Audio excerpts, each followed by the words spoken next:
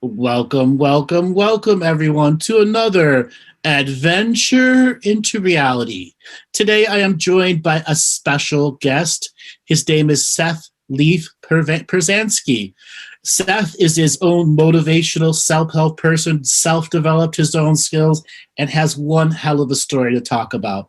I recently heard him on the Lawyer Eisenhower's show, and when the show was done, I said I wanted to have this person come on and talk to my guests because this guy knows what's going down. Seth, welcome to the show. Oh, thank you so much for having me, Andrew. I really appreciate that. Me too. And you know what? As I was listening on Laura's show and you were going through some of the things with your story and how you perceive the world and how you come from the heart, you know, I'm going to say to my audience, I talk very similar and he talks very similar. And when you have two people that use similar language to get to the same concept, it's not just philosophy anymore. It's practical application. And one of the reasons I wanted to bring him on is these practical, applicable tools. Now, everybody, there's no one cookie cutter way to heal anyone or to get you on the enlightening path. You just have to realize you got to make your own cookies. Okay? And your cookies don't need to be circle, square. They need to be your own polyhedron cookies. And right now we're going to talk some generalities, but specific generalities that will help different people in different stages. So Seth, why don't you give people just an introduction of what it is that you went through, how it is you began this journey of greater perception? Oh, well, it's interesting you talk about how a lot of people have a philosophical understanding of all this stuff. For me, none of that stuff actually emerged until the practical became really deeply ingrained into me. And a lot of that was because I didn't have the vocabulary, I didn't have the tools or an idea of how to encapsulate these internal experiences into words. And so it was this trial by error, you could say, or by going through these things that I didn't want to go through, that most people don't want to go through, and really being put to the test of like, okay, I can't take anymore. I am literally at the edge of my human self, my human emotions, my human perception. Everything is pushed as far out to the edge as it can be. And I hate it. I'm a victim. I don't want to take any more of this. God help me, please. But nobody came to help me. And I realized like, okay, like it started getting absurd, the amount of issues and feelings and problems and how overwhelming the world around me. It got to a point where it was so absurd that it was almost comical. It was like kind of laughing. I was laughing about it a little way in a bit. And I realized, you know what? If I just intentionally calm myself down, if I just breathe deeply, then what would happen? And I noticed that no matter what I was going through, if I intentionally just brought myself into a heart-brain coherent space, if I was breathing gently, deep rhythmic breaths, and feeling what that feels like, the effect that that had on my body, it felt a lot better than being stressed out or feeling like a victim or all the other things that were keeping me from being in that state. So really, it was like a return to common sense for me, because I remembered these feelings. It was like being a kid, you know? That return to common sense, a lot of people go through it and don't realize it is a huge part of the awakening.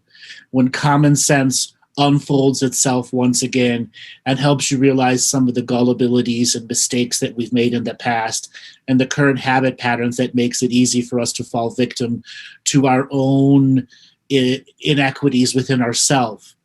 I just want to let everyone know Seth and I are going to be talking about all the different self-help motivation stuff as well as the philosophy behind it so people don't understand. And then we're going to open up to questions to the audience. I see a lot of people have already raised their hand. So if you're listening on YouTube, Facebook, Twitch, Twitter, or any other place, Robert's going to put up some information of how to come into the Zoom room. We will be taking direct questions from the chat room before we have anybody call in. So if you put your questions in capital letters, not yelling, according to my post, okay? You will not be yelling if you put your questions into capital letters. We ask that you be thoughtful of your questions about self-help, motivation, the awakening, and not specific questions about blue beings coming to you and wiping your butt, okay, when you were 4. Okay, we're going to save that for another show. It would really generalize the self-help motivation questions. So right now, Robert has all the information up there on the screen, so you aren't any other place. I like to have fun with my audience because sometimes they get very specific, and a few of them are laughing. Anyway, Seth, let's delve deep into the whole philosophy that you've learned from your body. So I realized that a lot of my human personality had developed unknowingly out of alignment with the natural rhythms of my body. And as a result of my personality forming in that way, I began to embody ideas, beliefs, and even the way I interpreted and processed information from the environment around me in a very disconnected or incoherent state. Essentially, I was perceiving things according to the stress hormones that were being pumped out in my body as a result of not feeling connected to source. And when I finally got to a point in my life, it was like, you could say the spiritual rock bottom, right? It's like when you just keep getting brought to all these different rock bottoms and all these different parts of your life, but you still don't get it until you finally get it. It's like when everything falls apart, everything breaks down, and you've been trying to ignore it and deny all these little signs that were coming at you the whole time. It was then that I really was able to wake up and realize how out of alignment I had become, and that I essentially did that to myself because I didn't know any better. So again, to touch on that theme of common sense, it was really just like, okay, if I did this, because I very easily realized I can be at a state of peace, I can be in a state of calm and feel incredible, feel unlimited, feel expansive, or I can do the opposite of that and feel stressed out, and I'm in a very contracted or constricted kind of withering state. So taking on the victim consciousness, all that, right? And you take on this whole personal thing. You have all these belief systems that aren't even yours to begin with, that you incorporate into your own belief systems because they resonate at a frequency similar to how you've been thinking and feeling. So it's like we don't even know why we believe the things that we do, but we believe them, and we keep revisiting them, giving them more life, So it was like, okay, I have to train myself to be in this expansive state and keep revisiting it no matter what happens, no matter who triggers me, no matter what events happen in my life that would try to convince me to do otherwise. And in the beginning, you can imagine it's hard to do that, because you're going against all of your own conditioning. You're going against everything that you think is who you are. But I realized that the feeling of release that came from me constantly revisiting this idea that I'm not who I think I am. I'm whatever this energy is that's actually animating my being, that's causing my heart to beat, that is just letting me be alive. It's gifting me the opportunity to exist. That felt so right. And it felt like something that I had so undervalued throughout most of my life that it was a common sense thing. I just kept saying, all right, if I don't feel like I'm valuing this energy that is gifting me the opportunity to live, then I'm stuck in the past. I'm stuck in my ego. I'm stuck in all these things that I don't like. So I just kept doing it until suddenly something happened and it just changed. So how is that not escapism, what you just described, and the philosophy of the greater awareness you learned from it? It depends on somebody's definition of escapism, but I would say it's absolutely escapism. But it's escapism in the sense that I had unknowingly constructed a prison that I was incarcerated in. And so I wanted to escape from it. Now, if I stayed in my prison cell, then I can be the biggest victim on the planet. I can hate life. I can blame everybody and everything. But I was like, you know what? I'm going to escape from this. But not in a bypassing way, in a, okay, I'm going to do... You out-created it. Exactly. In that out creation process, you realized I'm in a prison. I get 20 minutes out in the yard every day. In that 20 minutes, I'm going to create so much intense energy that there is no more prison anymore. That's exactly it. So having the ability to think and feel greater than the way you're most normally used to thinking and feeling, right? Choosing to take a quantum leap, even though you don't know what it is, you kind of know that you have that capability. Hence the imagination, all the things we had as a kid when we can imagine these beautiful fantasies and give life to them. We stop doing that as we begin to mature. We stop engaging in our creative faculties, and that is the death of our potential. Yes, it's the death now when we don't know how to outcreate, a bag of grapes. Okay. And when we were all kids, we had a toy that allowed us to outcreate the reality around us. For me, it was Legos. And for everyone else, if you just think back, what was your toy that allowed you the honorable escapism of your own creativity? And you'll just understand what Seth and I am talking about. And now that you have this modern belief system of I'm an adult and I'm super serious, and you're trying to take the serious stick out of your ass all the time, and it just doesn't work, it's because there's something in you that's not allowing the childish aspect of that energy through. Well said. Yeah. I mean, in many ways, like I know that from examining my own resistance to the things that come up in life, a lot of it has to do with traumas that happened to me in this life, as a young person that were so impactful to me that I just kept revisiting them, giving them more of a place to exist in my body and in my field, you could say. So I was doing that, even though it happened to me. Instead of me being able to perceive it as something like, okay, this happened, now I'm going to move through it, which would have actually allowed me more growth. It would have given me the ability to break down perceptual barriers. I did the opposite because I didn't know any better. I just kept reinforcing the prison I was in, putting more putty and bricks and cement up to reinforce it, Yeah. And every now and then a little beam of sunlight would hit you. Oop, gotta cover that up. No hope. No hope. With a little dust or something that breaks, hits you in the head, and I'm a victim again. Yeah, exactly. Cover it up. Exactly. Cover it right up. And that is a great example for people to see how it's easy to get trapped in your own squalor. And I use the word squalor for a reason.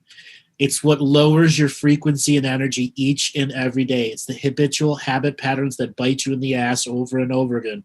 Whether they're karmas, ancestral karmas, it doesn't matter. They're still affecting you in the now. And part of what at least Seth's website is, you're awake, now what? And you all hear me go, now what? All the time. So when you have the proverbial little beam of sunlight hit you in your own prison, now what? It's a choice. It's a choice to allow that energy in and go, all right, I'm a little stuck. Oh, God, there's junk all around me, and I just stubbed my toe, and it hurts really bad. Maybe I'll clean up what's around me just a little bit so I have a little room to breathe and go, I can start breaking this down and get myself out of this by building a stairway out of your despair. I love how we have so many similarities of quote-unquote philosophy. A lot of people feel like, I've heard people make up all these excuses like, oh, I can't do what you did, or I don't have it in me to do that because of all these things that happened to me in a past life or something. And it's like, my God, no, it's this life. It's this life, and your choice is now. Even if it was a past life, it's this life now and your choice now. It's that return to common sense, Exactly, that return to common sense. And see, I have a whole other set of words. I call myself the grandmaster of the obvious, seen and unseen. I love it. Common sense, grandmaster of the obvious. They'll go hand in hand. And I had to put myself into my self-attained grandmaster of the obvious training, which was multiple degrees of separation beyond what's just in this general conversation. And that's how I learned to read people's creativity or uncreativity. The streams of their non-creativity told me a lot about them. You know what else you do too that I find really refreshing is your lighthearted attitude. There's like this sweet spot where in between being super serious and not being serious, that we can find a way to expedite our growth. And you just embody that. I love it. It was a choice a long time ago, but also I was a limo driver for 10 years. So it's a practice energy also. Oh man. A practice energy, but I enjoy doing this stuff. I enjoy talking to people. Every now and then I get a little overwhelmed when it's depressy after depressy after depressy. And it's the same thing, self-help motivation. Got to do it with yourself, And some of that repetition can get challenging. And then I get somebody who is a depressee and gets it and changes their life and calls back a few months later and they've got a boyfriend, they've got everything going together for them and they want to know what to do next. It doesn't matter. 10 more depressies, I can handle it. Well, you've got me to use as a case study in the sense that my life was as screwed up as somebody's life could be. I mean, it was just done over, destroyed. From my perspective, there wasn't any way that I was going to come out of it. Severe drug addiction, being incarcerated in an actual prison, just dealing with things that had brought me to such a new low, right? We think that all these lows exist, and then we find out there's new lows. And I did not see any proverbial light at the end of the tunnel. I had to literally make a choice of, am I going to let this take me down? Am I going to let this be where it all ends? Or am I not? And when I made that choice that I'm not going to not let this take me down, I couldn't see where I would even begin to come out of that, because it was like all I had was what took me down. So it's like you said before, there was just this innate knowingness, even though I wasn't consciously aware of it, that was like, you know what? I need to take a quantum leap in the way I'm perceiving this. I don't know how, but I know I've got to do it. And my God, I'm just going to do it. And it was like that kind of commitment, that kind of choice, that kind of like decision-making with amplitude and intensity behind it that enabled me to do that. And if I can do it, everybody can. And I say this too, anything I can do, you can do better and even better beyond it. I only put courage, commitment, and discipline and practice behind it, none of them which are mystical. Okay? So, balls in your court. You all want to go and do this. It does take a lot of self-motivation and the capacity to say, what am I out creating today? And sometimes it's not about the inner work. It's not about the shadow work. It's out creating your last creation without competing against all the other creations you have. And I run into this a lot of people who are writers or professional artists. The last creation has a hierarchical creativity thing behind it. You're out creating the energy, but not the creation itself and how it does impacts people. Oh man, I love that. Again, by getting back into the natural rhythms of our body, by enacting this childhood ability to envision and imagine, we activate something within us as adults that opens up the gateways, the dormant energy centers of mind and body that can then start having the energy of creativity flowing through them again. And that's what it is. So this opens the door. Your story has lots of drama, trauma, dharma, karma. I want you to get a little interest. And for all the people who say out there, I can't do this, I don't have time for this, no. And I know there's a lot of you listening right now who have questions about yourself and the challenges you're going through. Listen to this man's story and then go, I can try a little bit more. That's so beautiful and powerful. And yes, I've got stories within stories, right? Like my issues have issues, but we all have that, right? You have what I call magazine racks of issues that date back many years of issues.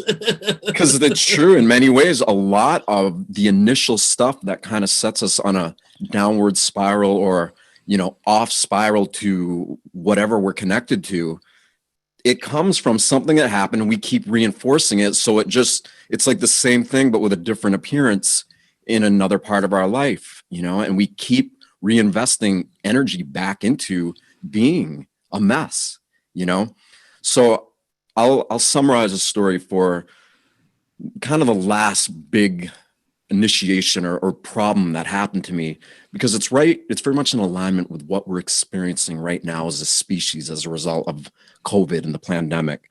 But essentially, before all this stuff happened, I got arrested. I was set up by one of my closest friends who I'd known for 15 years, set up for selling weed, which I was selling at the time. Got literally put into jail. I got a 5-year sentence. The government took everything I owned, just crushed my entire life. I was really, really sick when I went in there. I had all these health problems, GI issues, an all new low. And I was put into this place in my adult years where I was like, oh my God, I've lost everything. I've brought myself to a place where I felt every single problem that I had tried to avoid or bypass stemming back from my childhood, and again, it was in that situation when I was actually in a physical prison that I realized I had long been in a mental and emotional prison way before that. So when I finally made that decision, like, okay, I'm going to get out of here. I don't know how, but I'm going to do it. Then just began this process of self-inquiry. I would ask myself, what would I have to do and be like? What would my state of being have to be so that I can begin to feel some freedom, so that I can begin to feel good about my life, despite the way it looks around me? And so this process of coming back and inquiring within, like, what is it that is holding me back from being able to feel good, being able to experience goodness in there? Like, what is it? What is preventing it? And it's like, it's me. That's it. I was the only one in the way of preventing myself from feeling good. But it was like, all right, so what does that mean? Well, I have to forgive my friend who put me in jail for 15 years. I have to forgive the government for crushing my life and taking everything from me. But I don't have to forgive them for them. I had to forgive them so that I wasn't carrying around the weight of all these past traumas that, believe me, I could just keep revisiting them and keep giving them life, and it would have kept me stuck in this place. So it was this process of like dumping off my baggage, just getting rid of old things that I don't need anymore and feeling myself get a little bit lighter. And through that process of doing that, I began to become aware of things that I wasn't really aware of in the state that I was in before. And these are just like, it's like those magazine racks of, old magazines. It's that chain of neural networks that are connected to the initial trauma, right? And so the more I continued revisiting this stuff, dumping off the things that I didn't need, the more aware I became of things that I had been unaware of, that in this new state of being lighter, feeling lighter from the inside out, I was able to shine that light on those deep, darker things that I didn't even know were there. And that began to free up more space. That began to make me realize, like, wow, I can start to embody virtues of loving my body, loving this place that I'm in. Okay. And in jail, I was like, wow, to really test if this is working, this means that I'm going to have to love the physical environment that I was in, the actual place, not hate it, not resist it, not feel like this place is just getting the best of me. I had to be like, wow, can I embrace this? And so I tried. And, I couldn't do it at first, but I was like, I'm going to keep going. I'm going to keep trying. I'm going to just keep doing it. I'm digging that hole brick by brick. I am opening up this prison cell, and I am going to go after that light, even though I don't know exactly what it is or even how to do it necessarily. But my God, I am going to find it. And in that commitment to doing it, it started to find me, because there was nothing there except for my own resistance to it. And so as I began just doing this, even though it was clumsy, even though it wasn't perfect, even though it didn't look pretty, and even though it wasn't how I thought it would go, the more I would do it, the better I would get at it, because a lot of things became self-evident. There's soul truths. There's just this universal flood or stream of information that is always there, and it's always available. Would you call that mystical? I would call it reality. Like at this point, it is that makes up more of reality and this perceived dissociation that most people embody. So and that's the psychic state of awareness everyone wants to achieve.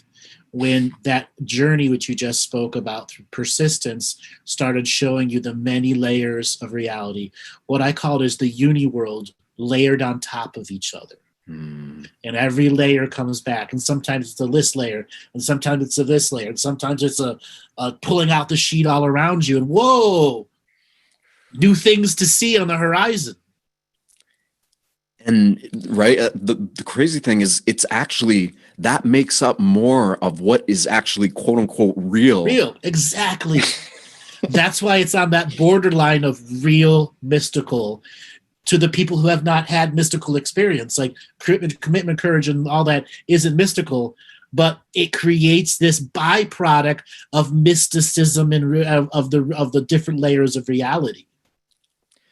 That's a great way of looking at it. And not to say that this isn't mystical, but once you start reconnecting to it and you start returning to a state of wholeness, you're like, oh, okay, this is actually reality. And then it's a natural state of being. It's exactly. It's a natural state. And the mystical experience is realizing, whoa, it is a natural state of being. And we are that powerful. Now what? Now what? Exactly. I was going to say, I love that. But that's when I was going to say, like, yes, that's when it starts to become really mystical. Like at first, it's just a reality check. But once you've gotten into that reality check, then you can really explore, like, what is the potential here? Exactly. Unlimited.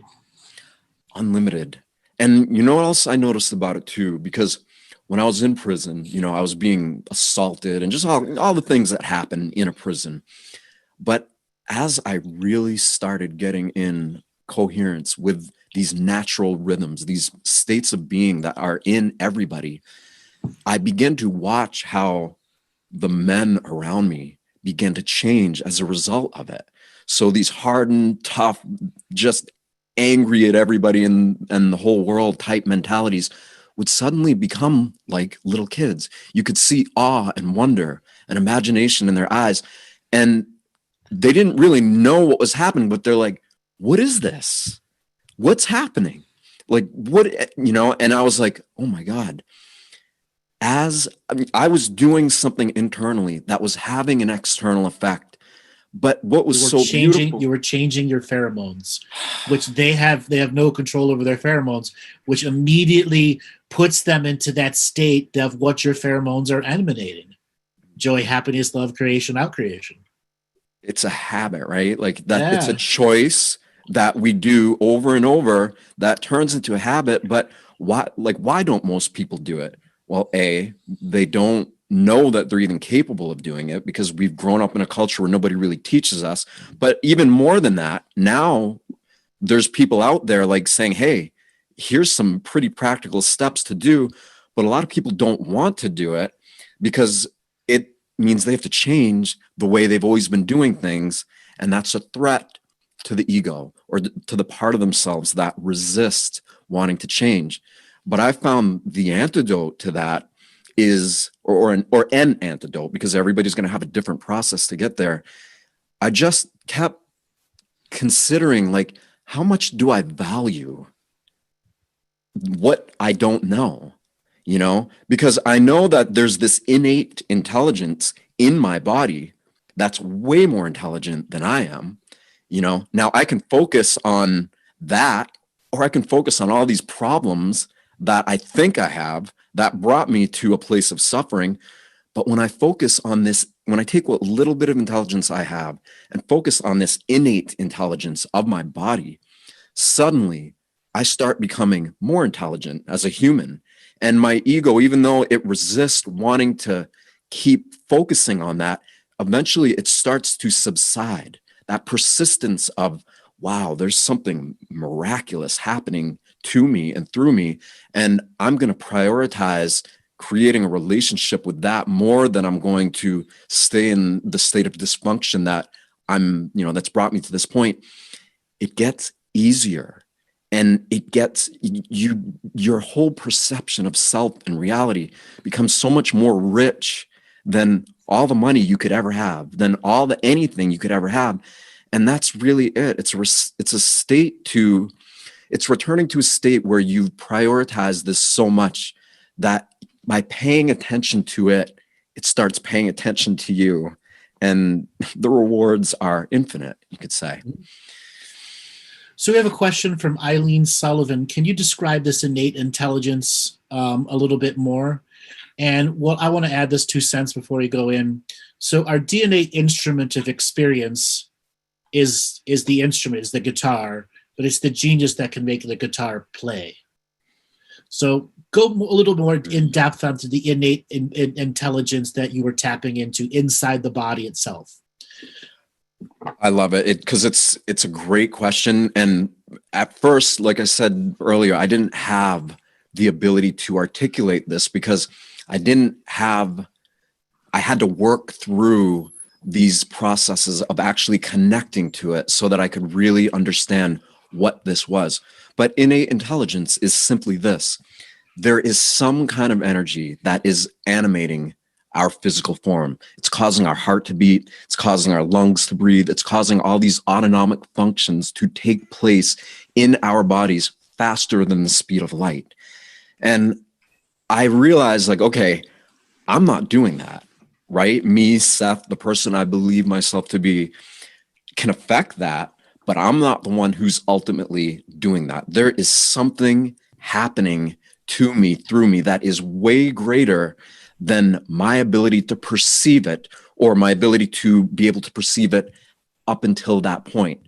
And because I realized from a very common sense perspective that it was there, I made distinct choices and consistent choices to shift my identification from an external realm to focusing on all the people, places, problems, and things around me to an internal realm where I'm focusing on whatever this internal energy is that's animating my being and being with it, communing with it, forming a relationship with it to the degree that it began to form its own order inside of me, which is called coherence, you could say. Now there's a name for it, heart-brain coherence. But that, as a result of me continuously revisiting that, I began to realize that this innate intelligence of my body, in conjunction with me focusing on it, allowed a greater amplification to take place where it became more orderly, more coherent. And when that happened, holy moly, because then it's like you start tapping into this natural coherence that makes up the primary or predominant elements of our universe, right? And it's no longer like, oh, this is mystical or new or weird. You're like, this is reality. And now reality has a plan for me. It's working with me, not against me.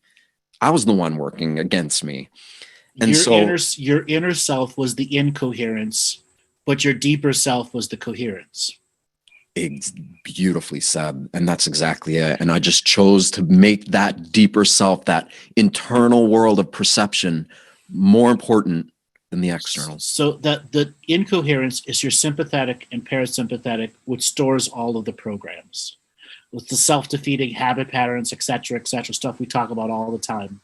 When we get into our deeper self, the vagus nerve, which aligns the sympathetic and the parasympathetic, and all major organs and all functions are connected to the vagus nerve directly to the crown, there is where the coherence lies. Now, there are times people delude and deceive themselves so much that even the vagus nerve is occupied by this discoherent energy, which makes it very difficult to be in the body itself. Beautifully said, yes. And that's the reality of it, right? But the more you commit to this, the more you feel connected to this source of energy that is animating the body. Thus, the more apt you are to feel comfortable being in your own body.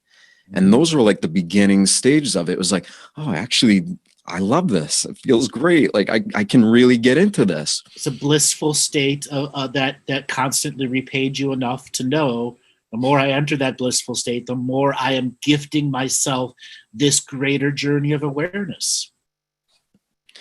And again, like back to what we were saying before, like then it just becomes common sense, you know, we're like, this state feels so much better than the state of dysfunction that I allowed to put up the temporary illusion of disconnection.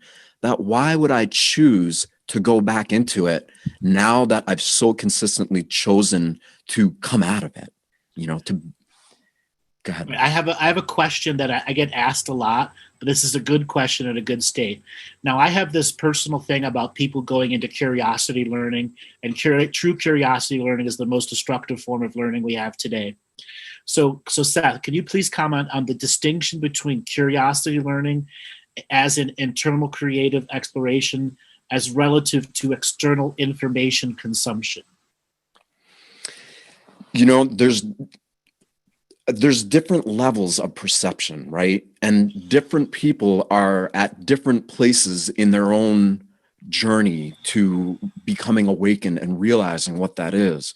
So for some people, they may be so blunted from their own internal source that it might take an external source of information to help them trigger a remembrance that this is possible, you know, whereas other people might not need so much convincing. And instead they're going to be like, I feel something in me. I'm just going to start connecting with it. And it feels so good. I'm curious to know, okay, if I can connect to it a little bit, what would it be like to connect to it even more? Which ends the curious state, and then it becomes a focus state. That's the key to understanding this part of the philosophy. Curiosity ends, focused learning takes over. And it's the focused learning that creates true neural pathways. Curiosity learning uses your background neural pathways. Beautiful. Yeah. It's funny because I love the way you word things. I love how much you have all these philosophies like coined. It's great. It's amazing. For me, again, like I literally, like, I didn't read books about this. I've probably read less than 10 books in my entire life, even though I write, even though I'm into that, because I think I was so focused, like you said, on, you know, all this stuff didn't come into focus until it really came out of focus for me. You know, it took like just feeling like I was so twisted and lost and out of coherence with reality for me to suddenly decide, like, I'm going to forge a new pathway, a new neural networks that reflect, one, my commitment to reestablishing this or even just establishing it. And then once I realized that I could do that and that my focused awareness of it created an amplification of it in me, then suddenly I started to realize, wow, I can take this to levels that I never even knew possible.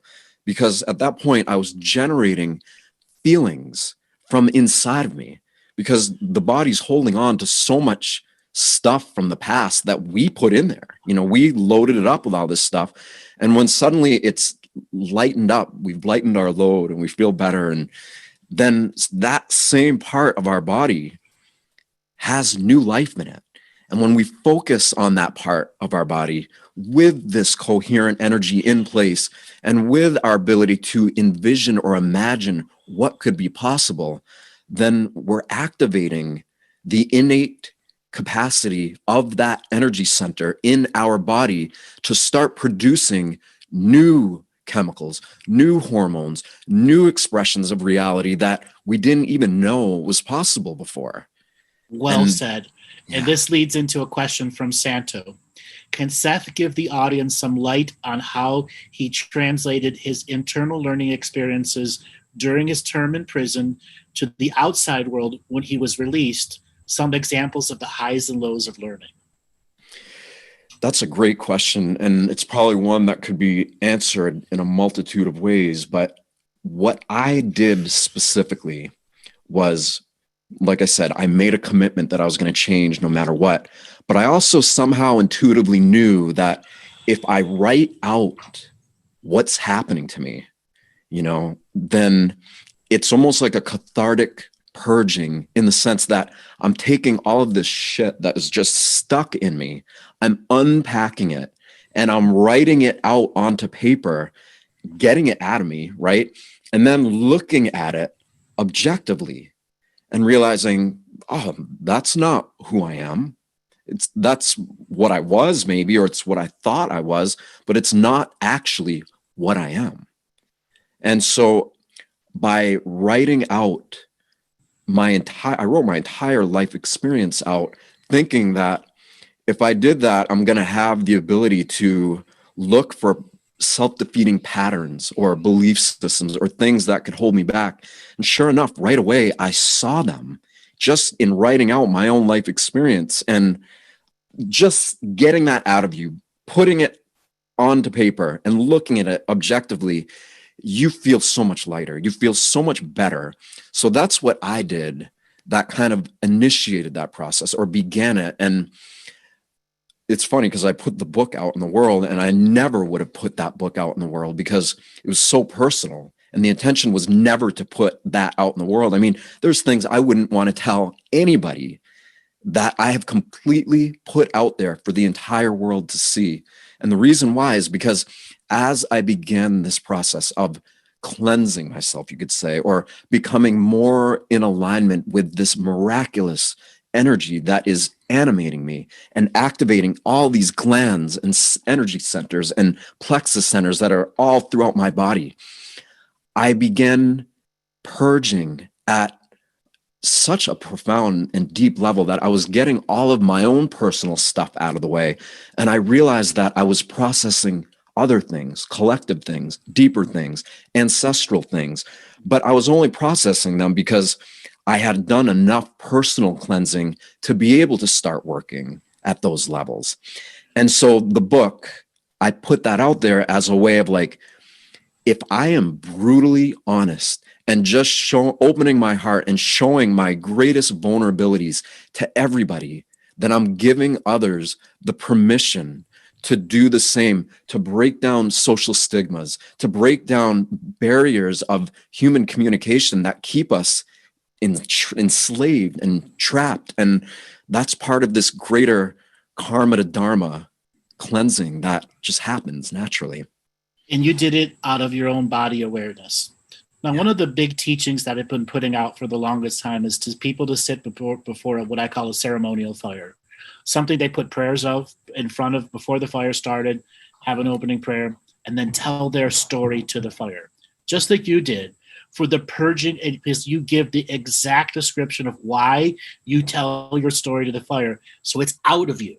And the element of the fire helps you turn to ask the subject matters that are charge and polarity, or where you have charge and polarity and are coloring the story, even though you know it happened a different way. Okay? That leads into what I call the out loud name it to claim it system. And then there's the on paper name it to claim it system, which is even more potent because you had to think about what you were writing and then had to go through the different thought structures and concepts of, if I'm going to go to this brutal honesty state, I've got to have all of my senses active to look for my avoidance mechanisms. Yes. Okay? Beautiful. That's the key. And once you charge directly at your avoidance mechanisms, the out loud name it to claim it or the writing system becomes easy.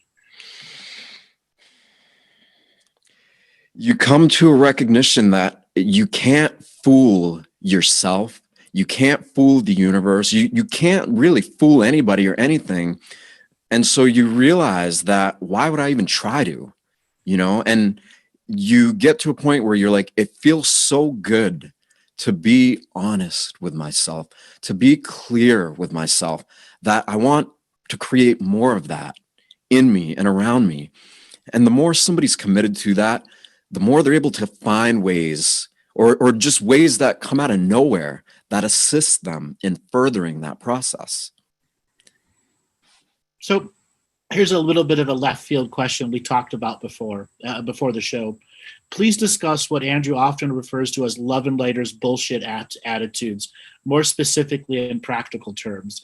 Those are the people that fart rainbows and butterflies and yet don't pay their bills and wonder why the world is always getting them down, because they're stuck in that state where they feel that energy but do nothing with it. It's a great question. One, I would say that's the least of anybody's concerns if they're really interested in awakening to their own potential. You know, I know that sounds kind of harsh, but in the beginning, everybody and everything around us is going to reflect back to us the most predominant internal state that we are holding on to or perpetuating out to the world. So what I would do is be like, okay, yeah, I can judge them as having spiritual ego or this, that, and the other thing. But what if it's not actually them? What if it's my perception of them or something? And I had to really be like, wow, okay, what would it be like for me to take full responsibility for everything, for all of their problems, for all the doom, gloom, trauma, drama, karma, all of that? Like, if I was to fully take responsibility for all of that, what would that look like? Suddenly, I wouldn't be pointing the finger at anybody or anything anymore, because all they were doing was reflecting back to me an internal state of being that, whether I knew it or not at the time, I just kept constructing and holding up and putting out to the world. And the more I began to change that internal state of being, or the more somebody decides they're going to change that internal state, they're going to see that the things that are reflected back to them are going to be very different than they initially were. Or if the things are being reflected back to them the way they usually were, they're going to perceive them in a different way. And well, you see, we've got two sides of the philosophy coin here. Both are right. Yeah. Neither is wrong. It is your perspective of the answer that may influence rightness or wrongness or any charge and polarity to this. Because when it comes to the reflection clause, I call that, as teachers, people will reflect stuff that they want you to reflect back at them, even though you're not that reflection. That's the challenge of being the teacher. And this whole reflection teaching, some of it has so much light worker salad, word salad behind it. It falls into everything's your reflection. And that isn't true. In an unlimited universe of 100% free will choice, not everything is your reflection. Sometimes we stand our ground and go, I'm not accepting your projection of me being your reflection. And my answer back to you is what you need to perceive and receive what's wrong in your situation of forced reflection. I love it. You break it down. That's great. Yeah. So if I was to simplify what I was saying, is the reflection that I'm seeing in the world going to outdo my own internal state of coherence? Because that's when the rubber meets the road. And that's when I needed to decide, okay, what is reality? How much am I showing up for it? How much am I taking responsibility for my state of coherence? Which is, go ahead. That other part, when you're saying the philosophy, we're splitting semantics of philosophy here. Neither is right or wrong here. When you were saying taking on, if we take the word take on, it's naturally a martyred state. Perceive, understand, and conclude, but not take on, changes the whole statement. And it's the key of how we can convince ourselves to not be martyrs by checking our words and our true intentions behind them. Beautiful, so powerful and so direct. And I'd like to add to that, like a lot of people, because of all the things that have happened in the past, this martyrdom, a lot of people have these belief systems that, you know, things are going to keep being the way they used to be. And that's taking the past and projecting it into the future, when the reality is, from a quantum perspective or an unlimited perspective, for all we know, we might be right at the very cutting edge of the evolutionary impulse of life itself, creating something that may have never existed before, right here, right now. And if that's not enough to get somebody excited, you know, something's wrong with that person. Exactly.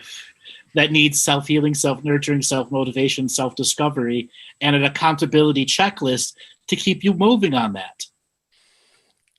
And look at, who is somebody, I heard somebody say recently, like, and maybe a lot of people said this, but in an age of information, ignorance is a choice, right? There's so much information and people out there doing what we're doing now that somebody can take a little bit from here or there or wherever and start putting together a roadmap that's going to lead to themselves, whether, no matter how they're going to do it, no matter what point of life they're at, we can do this. We were designed to do this. We were like literally made to do this. And most people don't know that, and they don't realize it till they die. But that's the thing. If you're going to die and you're going to face the unknown, why not face it right here, right now? The now what part. Are you ready to face the now what? And no matter from a perception standpoint, exactly, no matter what state of coherence or incoherence or both simultaneous you're in, the now what applies to everybody in any situation. Now what means choose. What is in your choice field? The limitations of your choices you give yourself, or the unlimited choices you might discover through self-discovery. God, I love this. So that's all it is, people. Like, just choosing to override your own limitations, choosing constantly, making choices. Like, a lot of people vacillate, they go back and forth. Like, make a decision that you are going to rise above your own conditioning and keep making that decision every single day. And as you keep affirming that in you, however that looks for you, you'll start getting clues, whether internally or externally, of steps you can take that will help you further that process if you're truly committed to making that choice. So here's a question from LG Stilo 5. Hold on one second. Mm-hmm. Now what when you have no more ideas? Oh my God. The universe, you could say, or this source of energy that is animating us, that's gifting us the opportunity to live, is nothing but one great, incomprehensible, unimaginable idea. I mean, it's almost like it has given birth to everybody and everything that has ever existed beyond anybody's ability to comprehend or imagine it, to the degree that there is limitless possibility just abounding with every breath we take, with every step we make. And I don't see how there is any limitation. Right, exactly. The limitation is in your very nature of the statement. If you have no more ideas, you have something limiting you in this whole unlimited universal internal perspective of the self. So when one asks the question, now what, I have no ideas, your creativity is stunted at some level. And that you've got to re-enter that coherent, child, innocent state of self-creation. I love that. And I'll add to it the beauty of that. Like, somebody might be like, oh, okay, now what? Like, and feel like, oh, really? That's my lesson. That's what I'm here to learn. But that's the thing. Like, if you can embrace these lessons, no matter how they look, and really be like, oh, that's it. That's where I'm held back. But look at it in a way where you're like, wow, that's really it. And if I can move beyond that state, what's on the other side? And learn to appreciate your life lessons and your ability to perceive it no matter what. Don't beat yourself up about it. Don't feel bad. Like, be like, yes, this is a gift that is strategically placed in front of my perception of self or reality. That is the key and the gateway, the doorway to greater and greater levels of possibility. So here's a question from Miranda. Now what equals fight evil and assist others? That is actually a limitation. Choose yourself before you choose any faction. Self-healing, self-nurturing, self-education, self-mastery, and self-illumination is the greatest gift you can do for all of humanity. You don't need to fight anything. And that's the big delusion of the Great Awakening. Fight, fight, fight. No. You don't even need to resist. You outcreate it. And with that being said, if you are listening on Facebook, YouTube, Twitter, Twitch, Periscope, or any other of the places that we are broadcasting live to, and want to be a part of the chat room where we select questions from, or be a part of the callers we're going to have later in the show, Robert has the information here up on the screen. The meeting ID number is there, and if you want to call in via phone anywhere in the world, all the information is there. All right, Robert, leave that information up there for just a minute so people that are trying to figure out how to do it. So, Seth, we have gone deep into the philosophy, and some of the positioning of words out of flow can be dualistic, and that's the nature of philosophy. But then there's the greater parts of what we're talking where it isn't dual. We're talking about the singularity that is you. We're both singularities of awareness of our duality. That's the level of our philosophy and our internal owning of who we are. That journey for others to accept that singularity as a part of their duality is what I call the non-competition process. What do you have to say about the philosophical term, non-competitional process with the self? I love that. It's a total surrendering into everything as it truly is. And the commitment of doing that naturally dissolves the parts of us that feel stuck in this thing that allows us to keep thinking we're separate from a unified source of self. So competition, right? Isn't it funny how much competition has been ingrained into us as a result of the world we live in, to the degree that everybody is competing with everybody to try to get ahead. It's a dog eat dog world. We have all these external beliefs that encourage us to cause an internal state of competition with ourselves and with reality. And in there is where the nuggets are. It's where the gold is. It's where you can really, really become the alchemist and turn these base metals of lower emotions and thought processes into higher expressions of metals that just glimmer and shine according to these greater frequencies. So competition is one of these things that, it's like you were saying before, like this idea that we're fighting, or that us and them are all, like, these are all things that you eventually come to make peace with and come to accept and overcome, because you realize that it's just something that's trying to get your attention. But when you're in a state of dualism or competition with yourself, you're not able to see that. You're not able to see that external thing as something that's trying to get your attention. And so you either become victimized by it, or you realize that's what it's doing and you choose to self-empower. That's the next part of that journey is equal co-creation. It is where the two sides, the duality, accepts its singularity and they're not competing, and then they want to co-create together. That is where the great teachings, the teachers, the powerful emanations, the mystical experiences come from. Non-competition, equal co-creation, non-competition are a balanced state of the self, who then can achieve a state of emanation that I call non-hierarchical order. Equal co-creation, non-competition, non-hierarchical order. Those three states of emanation are key factors of applying the philosophy to our state of emanation. So our daily, weekly, monthly, and yearly flow reflects balancing these three structures that help define our inner and outer self as the singularity. I love that so much, because it's, again, coming back to this idea that for all we know, we're at the cutting edge of the evolutionary impulse. Now what, right? What do we do now?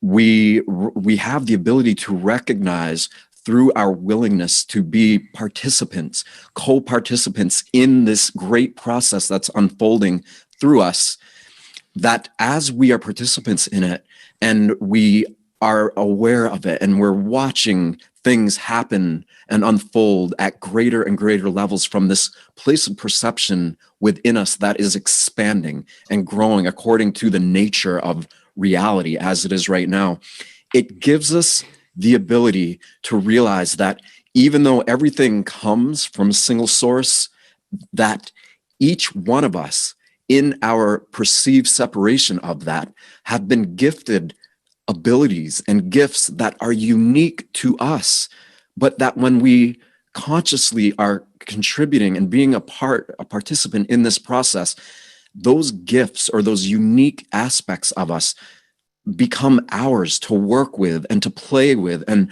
to offer as gifts to this world when we're in coherence with it. So when one wants to mystify what he has just said, it is ceremony, ritual, prayer, all expressions of the singular self who are in contribution to this greater awareness, so more co-creativity and creativity flow through the self out of these honored moments of self-acceptance, self-nurturing, and self-growth. The very nature of prayer, ritual, and ceremony is to do all of these things as a part of this regular daily practice, so we can reflect in our daily life what we've learned about the coherent state. And what else are we going to do, right? Like, what are the other options to that? Like, we can dwell on the past, we can dwell on our problems, we can, like, why not choose to engage in these beautiful practices, these things that any one of us can do, that society doesn't necessarily teach us to do, but that we somehow know we can do, and then work at getting better at them and practicing them. And again, that's all this really is, right? Like, I don't feel like I'm any different than anybody. I feel like, if anything, I've just got more hours in doing this because I love it that much and I value it that much. And it's that important to me, but that's only because I made a decision for it to be. So I had a similar state for the longest time until I began a self-realization process through listening to my shows over and over and over and over and over again. One of the things that makes me unique is I've listened to 95% of all my shows at least once, sometimes twice. Why? Because there's a moment where the skill is off and I'm perceiving myself and the audience. And there's a whole different set of lessons that come from that. And as I began to watch 100, 200, 300, 400, 500, 700, 1,000 to almost 1,000 shows, I began to realize my greater purpose of doing that at such a high state that the bar for awakenedness is here, but it's not that many steps for anyone to get to it. It's not. It's not. It's not that many steps. And in my own reflection of my own journey and my own teachings is where I realized I am different than a lot of people, out of my dedication, commitment, and courage to do this with the joy behind it. See, just that alone is enough for everybody to listening to take that, like, really connect to the part of yourself that could feel similarly about your own life and your own trials and tribulations and obstacles and joys.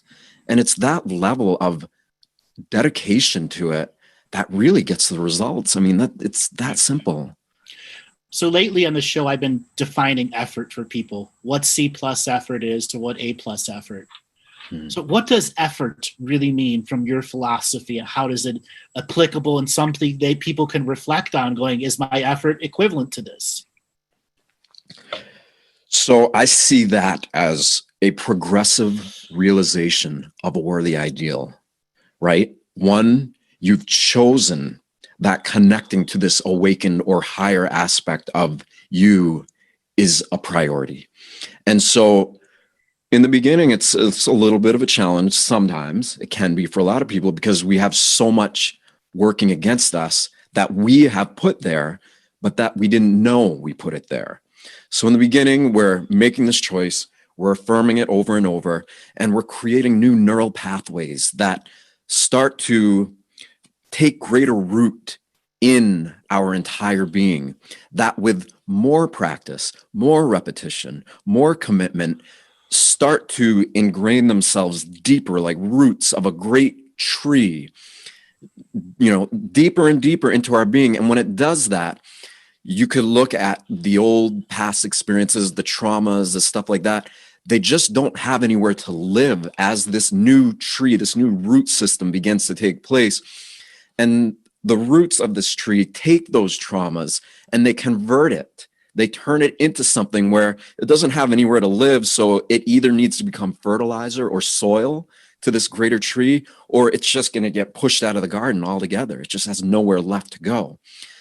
So it's in the commitment to creating this new sense of self and witnessing bit by bit, every day, every moment, as much as you can, the growth of this internal process within you that allows you to get better and better at doing it. And the better you get at doing it, the more you want to do it, and the more your dedication to it levels up. And you're like, my God, I want to take my C, whatever, C plus average. I want to take it to A plus plus plus times infinity.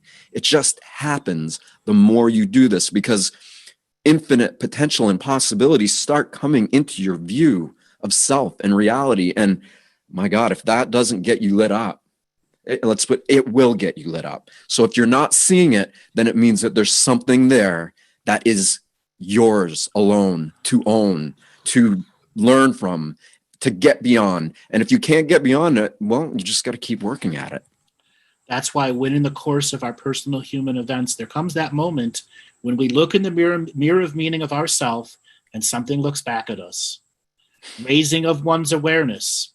That is the time to ask questions of the self and reflection. At that time, when you're making that momentary need of mystical justification, it will be the few who choose to dissolve old beliefs and habit patterns that create habitual abuse of the self. The next part of our journey is understanding our legacy. The book was the beginning of your legacy. And what is your greater legacy that you want to leave for the world? You've been to the mirror of meaning. You saw your many selves. You had your questions. And now what's the legacy you want to leave? I want to help as many people who resonate with the part of themselves that feels activated or in resonance with the part of me that I'm aware of and have cultivated to get to this point in my life, to do something similar, to be aware that infinite possibility isn't just available, but in many ways it's your birthright. And start living your life in a way where you're committed to taking greater and greater greater steps towards really creating a level of coherence within your being, so that this greater universal coherence begins to reflect itself through your own unique blueprint of reality. And I know this is possible because I've seen people very close to me already transform, and I've seen so many seeds be planted as a result of me being so dedicated and doing this no matter what, that I know it's possible for countless people to begin waking up to this part of themselves and embodying this part of themselves. And I'm here to be a cheerleader, to be not a guru, not a spiritual teacher, but to be like a soul reflective mirror, in that I want people to face everything that they didn't even know that they could face, and to overcome it. And then I want to talk with these people. I want to create with these people. I want us all to create together from this greater place, because, oh my God, we're literally at the cusp of something so great, so unimaginable, but we got to start imagining that it's possible. Right. I want to read a quote from one of my speeches called The Hub of Interconnectivity. As the creators of our own reality, our self-truths are incumbent on our ability to be vigilant and disciplined, holding them as self-evident now, without perception, deception filters guiding us back into fear, doubt, or the many voices of self-depravity. Many of us believe the greatest human power of potential is within our ability to independently think, to choose our own goals and live our own dreams. Within the heart of humankind lives the natural instinct to know freedom. Here exists that independent psychological predisposition to chart our own course. Seth, your story is about charting your own course. And you are a teacher.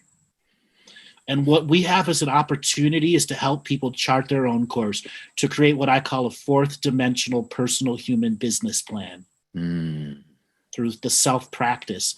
The daily practice is ultimately is what's going to help you understand year to year, decade to decade, the things that I've done myself that have given me this independent psychological predisposition to chart my course out of my free will. I love that. That is so beautiful. My God.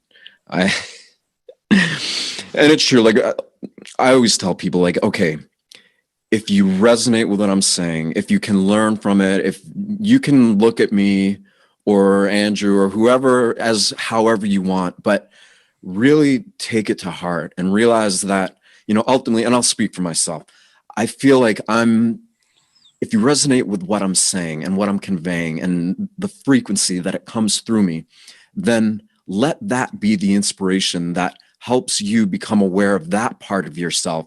And once you've cultivated your own perception of it so deeply as we have, then it starts to become primary in your own life, in that it is helping you chart your own course. It's giving you directives and ideas and ways to move forward through whatever it is that might be in your way.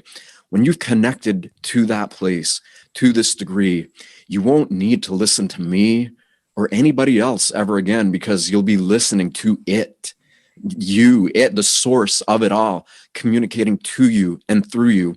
And then I want to meet people at that place. I want to create businesses. I want to create whatever the current paradigm of the world that we're in, whatever the structures are in place at that time. I want to create whatever is in the world at that time, use the structures that are in place to create new structures, to create new levels of being that are limited only by our capacity to imagine their potential. Well said. Now, as part of a conversation that we've been having, there's an external world of politics, conspiracy that has everyone's panties in a bundle right now. And in some situations, they got multiple knots and they've got a Q wedgie going on. Okay? Yes, I said Q wedgie, everyone. A lot of people are stuck in this external, stuck validating everything through the external. What advice do you have for people who know the spiritual journey is there, but cannot get past the addiction of information overload? You said it right there. It's exactly what it is addiction. And being somebody who has gone through severe addiction, I went through heroin addiction, like really, really severe, to the degree that I overdosed many, many times. I should be dead right now. It is a complete miracle that I'm even alive. But as a result of making choices to do that to myself, and then having to deal with the aftermath, the repercussions of like, wow, that was a brilliant move. But now I got to deal with it because I did it. I'm the one that did it. I kept going back and revisiting, like, what is the root cause that allowed me to become an addict in the first place? And for the longest time, I thought it was traumas that I experienced when I was a kid. I really believed, I was like, oh, it was these traumas that I couldn't deal with, and that caused me to want to try to cover it up with drugs, numb it out so it didn't exist. But after I had gotten, and I've been clean for 23 years, by the way, so this is something that happened a long time ago. But after I got clean, after I got clear and started really assessing the deeper levels and mechanisms that caused me to become, or to get into that level of addiction, I realized that what I was actually addicted to wasn't the stress or the traumas themselves. It was my body's own reaction to the chemicals that were created as a result of that. And so I began working on those levels to release the chemical addiction that my body was creating, like this adrenal fatigue, this overload. But then even further and deeper into that, I realized that I was simply addicted to my ego. And that's when it was like, whoa, okay, this is a lot closer to the root of the problem. And when I began realizing that and being aware of that's where the addiction was, then suddenly it was like, now that I know that, now that I'm aware of this with this level of perceptive sophistication that I have intentionally cultivated throughout the hours and days and years of my life, not only did it not have the power over me that it once did, but I was able to view it as something, as brutal as it was, something really beautiful that was put in my path, that was put there and offered as a potential eye opener, as a third eye opener, as a soul awakening mechanism. And when I see people in politics and all the things that they're just caught up, it's just simply that. You're just addicted to your body's own mechanisms in response to all of these things that you've been conditioned by in the world. So part of the spiritual path is just bringing yourself back to deeper and deeper levels of awareness. And these things have a way of resolving themselves on their own if you're that committed to it. When you face the addiction up front and understand that your ego is a huge part of it. Now, politics and heroin, are they any different? Yes, they are. But at the end, they're the same thing. Right? Yeah. It is what the changes in your bodies that are done from the chemical addiction to the use of the adrenal gland that has all these other side effects on the body. Okay? So there are people that get addicted to meditation too. Yeah. And it becomes a great disservice to them. Anything that you overdo and you compulse it and become obsessive compulsive about, you are then doing the body harm, the spirit harm. So obsessive compulsive disorder, a lot of people develop it as a coping mechanism, but actually it's a limitation. Never was the coping mechanism because they've got a major disassociation within them. Now, when it comes to politics, conspiracy, and social media is the needle and the information is the drug. Okay? One can't go on without the other. Okay? They're inseparable. Now, the journey to separating the needle and the drug and the choice to use the needle and the drug, be it Facebook and conspiracy or any of the other information overload techniques that are out there that are being using against us in a social engineering mind control state. That is the truth of our reality. Our reality is a giant social engineering mind control experiment we're all falling for. When we choose that inner body awareness and the understanding and the applications of the philosophy, it's very easy to see the social engineering techniques that are out there. And all you have to do is bypass the technique and understand, what is this information actually going to do for me in a greater sense? When the people are talking politics, so you want to talk policy? Bullshit. No human being talking about policy ever changes the policy at the highest level. Policy is written by the 110 corporations who run the 535 members of Congress and Senate. There is no separation between Democrats and Republicans. They're all owned by the same person, the same set of people. That is the social engineering system we're all falling for. And when we pull our consciousness out of that thing, and we're like, oh my God, all this dirty shit, we realize their purpose in information overload is to overload you and stay addicted, just like a drug, just like a corner dealer. My gosh, beautiful. And maybe to add on to that, and this is funny because you're talking before about this whole thing of like there's so much word salad with being a reflection to the world and a lot of spiritual egotism associated with it. But I feel like in many ways, this addiction to the response that politics creates in us is what's giving it life to keep being the way it is. Yes, and that's when we pull our energies out of it, it won't have the same life force. Exactly. And that's how the Great Awakening happens, when we pull our life force and energy out of giving it definition, meaning, and actual harvested life force. and it's so simple, right? And I wrote something about it recently, and I'll be careful quoting it because I don't know the depth of it, but apparently Bhutan, the country of Bhutan, their GDP is happiness, meaning their gross national product is based upon a state of being that the government decided has more value than a physical product, that corporations are making money from. If that's even relatively true, then what are we really working to create? What kind of systems are we supporting with our dollars? Because a lot of people don't realize, like, yes, we vote for people, but we're voting every single day with where we spend our money. But even more than that, we are voting like spiritually with where our attention is focused. And holy moly, that's where the choice are you voting for separation or are you voting for unity? Pretty simple choice. Voting means nothing. As another blanket statement I will make, it's all decided by who? The Electoral Congress, Electoral College. So your vote means nothing. Now I want to go to this next state, perception of teachers with skills, guruism versus what we're talking, self-illumination.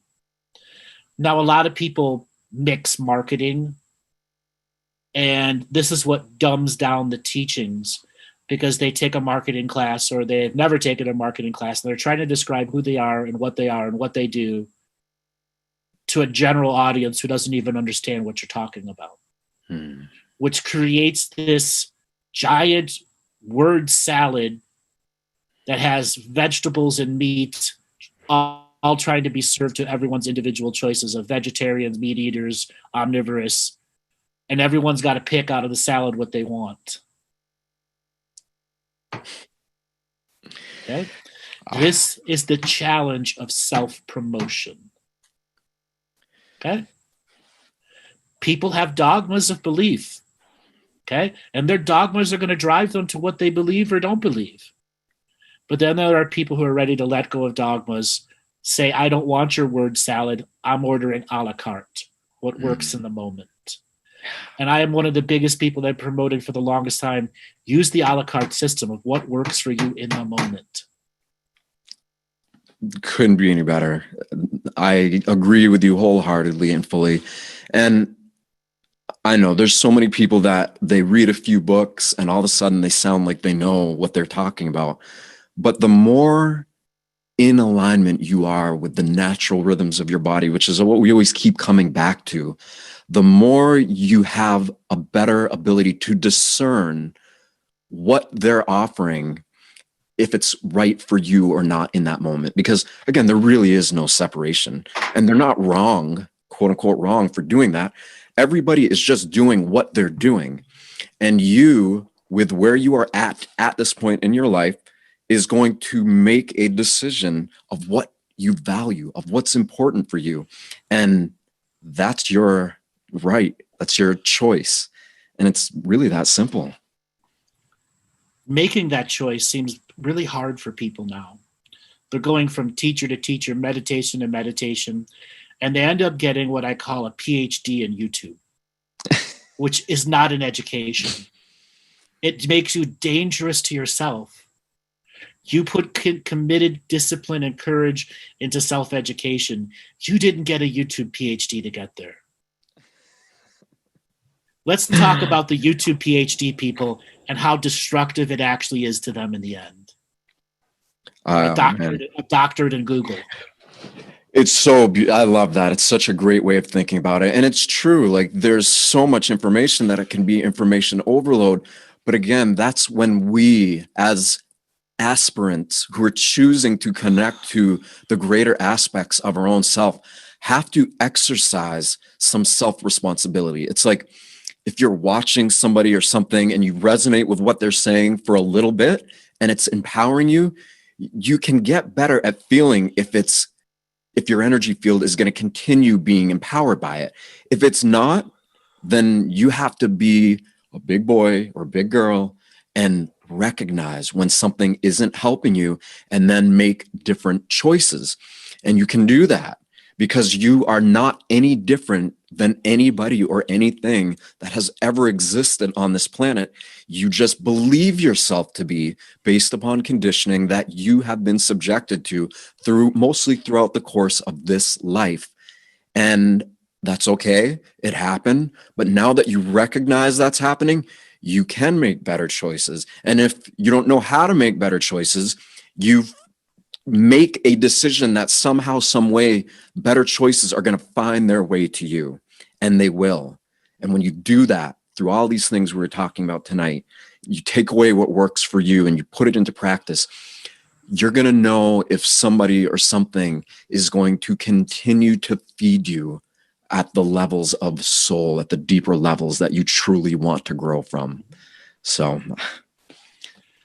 I'll make this statement when it comes to people with 10 YouTube PhDs. You're not a researcher.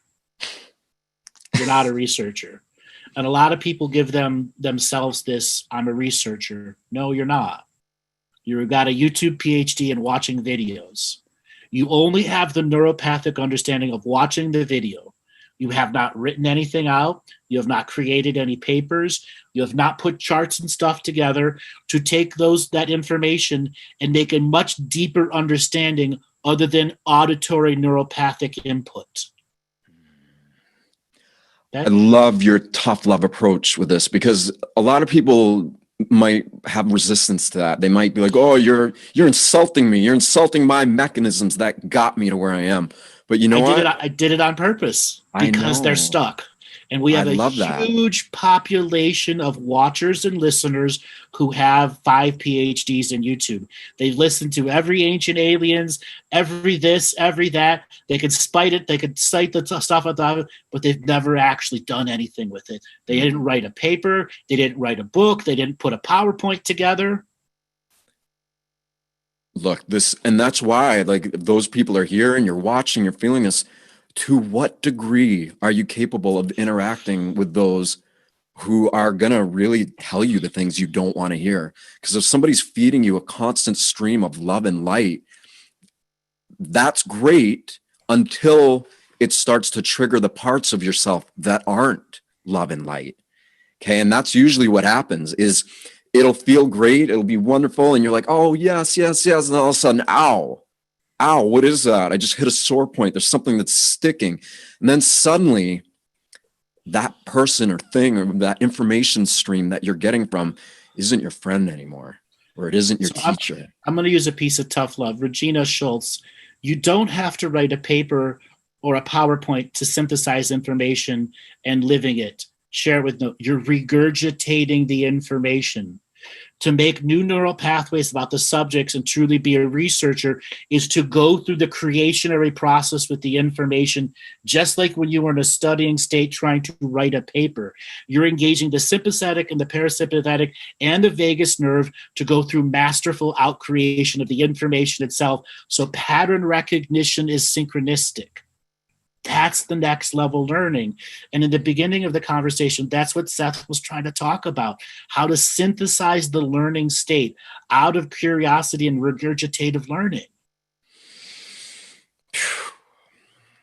Again, like, we don't, you know what, like, in my own experience, there's a lot of things and a lot of people that presented a lot of things to me that weren't love and light, that I didn't like, that I didn't want to hear.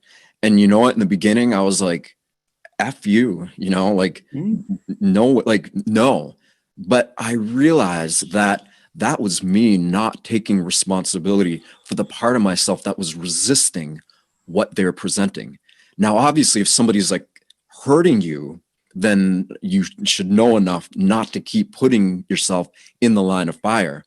But if they're challenging you or triggering a part of yourself that you're either trying to bypass or not look at, then you've got a decision to make. Am I going to go ahead? Regina, I know you're not offended. I presented that as a directed energy because you put something in the chat, but I know there's 100 other people that are saying the same thing. I don't have to write a paper. Well, you don't, but then you will stay in that regurgitative state. When you want to truly take the passion of what that is, and talk about it in a in a syncopation process with your super intelligence, you will do something with the information instead of it just being passive behind you. It's entrainment, right? You are choosing to entrain your human faculties with the greater coherence of reality, ultimately. Because when you make a simple choice to say, I'm going to get into a state of heart-brain coherence, and I'm going to practice it over and over and over and over until the rest of the organs in my body get in alignment with this syncopation that's occurring between my heart and brain, then suddenly I'm feeling good. I'm feeling whole. I'm feeling like reality loves me. And from that place, you start experiencing greater levels of coherence, greater levels of syncopation, which offer you, your ego, greater levels of becoming a better person, to becoming a more virtuous person. And you become willing to face the things that you don't want to face, because the greater levels of coherence in you resonate at a frequency that is so much higher than the states you were in before as a result of your own ignorance. And you self-correct. You literally make choices where you course correct because you want to, because you love life enough to do that, because you love yourself enough to do that. And this becomes natural. You know, I put my life story out into the world full of things that, you know, at the time I'm writing, and I'm like literally looking over my shoulder being, you know, like, man, I hope nobody sees me writing this, because there were things that were so deep and personal. But as a result of just doing this work unrelentingly, making it a priority above and beyond all of the past parts of myself that were a victim or that suffered, I became more willing incrementally to reveal everything that I was holding inside of myself to the world, because I recognized that I was helping others do the same. So you got out of the pontificating masturbatory philosophy journey and said, now I have to walk my game. And it's a statement I've been using a long time. Pontificating philosophers or mental masturbators. They talk, but never do. And once you did, look what it gave you. And again, it all just comes back like, this is common. It gets to a point where you realize this is common sense, but the common sense we're talking about here is in direct alignment with universal sense. And, you know, this is the levels we all have the ability to operate on. And it's really just the entryway, the doorway to something much greater, something really profound and beautiful. And ultimately, like, we want to be better stewards of this planet that we live on, right? But we got to first be better stewards of this garden that is growing wild inside of us. That wild garden can be easily tamed without Roundup, without the mental Roundup that a lot of people use to clear up their mental garden. Yeah. They grab the Roundup. Oh, it's all gone. It's all clear. No, seeds are still there. I want to talk about the seeds of doubt and how people constantly water their seeds of doubt, which creates fear, false evidence appearing real. Yeah. That is a proliferating journey so many people are stuck with. Spray the Roundup, water the seeds of doubt. It's such a beautiful way of presenting and putting it into perspective. But the reality is, we are so deeply, like, I'll use my own life example. Okay. I've had so many near-death experiences. I've had so many, both naturally and drug induced. And there were times when I was fearless. I didn't care one bit. I was like, I am leaving this world and I'm coming to visit you, not even afraid at all. And then there were other times when I was so afraid and just so resistant to the whole process. And I realized that it was okay to feel like that, because there's different layers and levels of our own perception process. And as long as we're willing to go through this journey and to keep facing these things, it's not like our fears go away. We just get endowed with a greater capacity to be able to face greater levels of fear. And in my own experience, the more I was able to do this, it was like, boom, different dimensions, different perceptual barriers just kept coming into my conscious awareness. But each one had its own level of limitations and things that were there to teach me to grow beyond that current level of perceptive capacity if I chose to do that. Now, by the time all that stuff started happening, I had already chosen so many times that I'm doing this no matter what. And like you said before, I just started like really upping my level of grading it, you know, from C minus to A plus plus plus times infinity, that it's like, oh, excellent. A new fear that I didn't even know was there, with a greater augmented capacity to be able to face that fear in a way I never would have been able to before. Thank you. Thank you. Like, you become endowed with that level of commitment that is the result of your own devotion to this evolutionary process that is unfolding through you. It's incredible. So yeah. Beautifully put. As people on the journey to discovering their fears and the illogical energies behind it, there's a term I coined a while ago, perception deception filters, and then perspective deception filters. Now, perception and perspective are two vitally different subjects that use foundations from each to generate the perspective or the perception. And there are innate deception filters many people have. Some of it is ego, but a lot of it is cultural things, like Muslim people who have their view, or Indians who have their view, or Americans who have their view. Like racism is a cultural ancestral debt process. And these perception deception filters can keep us stuck with such fervent energy that until we look at how we perceive the world as a structure, we will always be deceived by those. I love that. Again, it just, if we are caught up in that, if it's keeping us in a place that is preventing us from being able to evolve in accordance with this evolutionary impulse that we truly are, then it's up to us to be able to face these things with whatever level we are at and be honest with ourselves. You know, I had to look at all of these cultural and societal indoctrinations and really come to terms with them for what they actually were. And the more connected I became to this source that is giving me this innate intelligence in my body, the more I had to come to terms with the realization that all these things were figments of my imagination. I know that sounds crazy, but they were just figments of my imagination that I was feeding.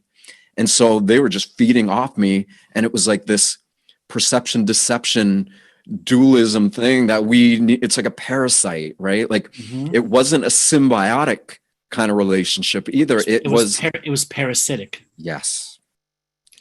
And ultimately that perception, deception state, a lot of people don't even realize they suffer from it.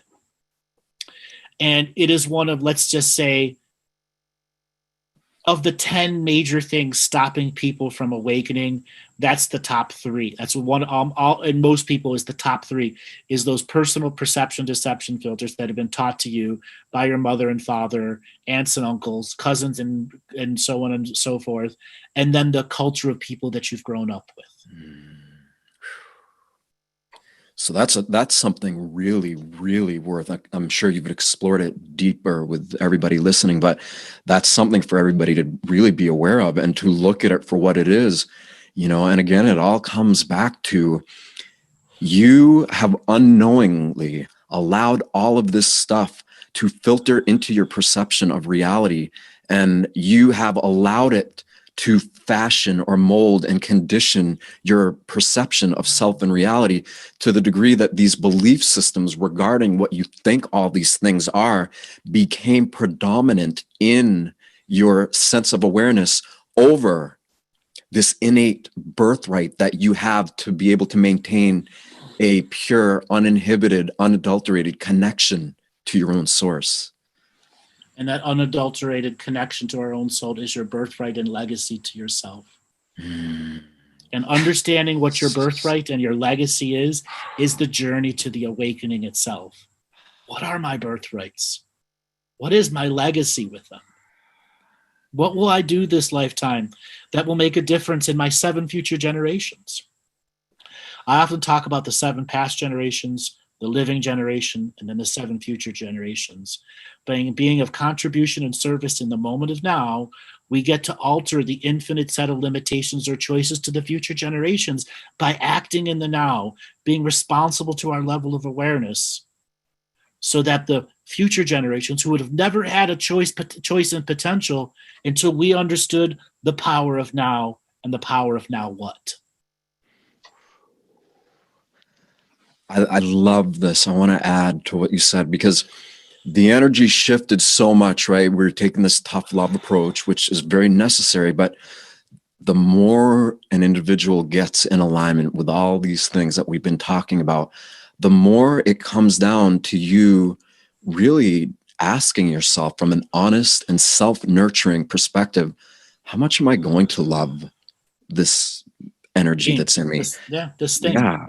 And like, okay, am I going to love it despite all the things that are going wrong in my life and going against me? If I'm really, truly going to love this energy that is allowing me to perceive all the dysfunction in my life, who do I have to be in order to do that? What do I have to do to enable that greater vision of who I have the potential to be, to start working its way through all these dormant centers of energy that are stuck and stagnated and static within and around the energy of our entire being? How much are you willing to love yourself, to put yourself through whatever you need to go through to create a greater connection to what you truly are?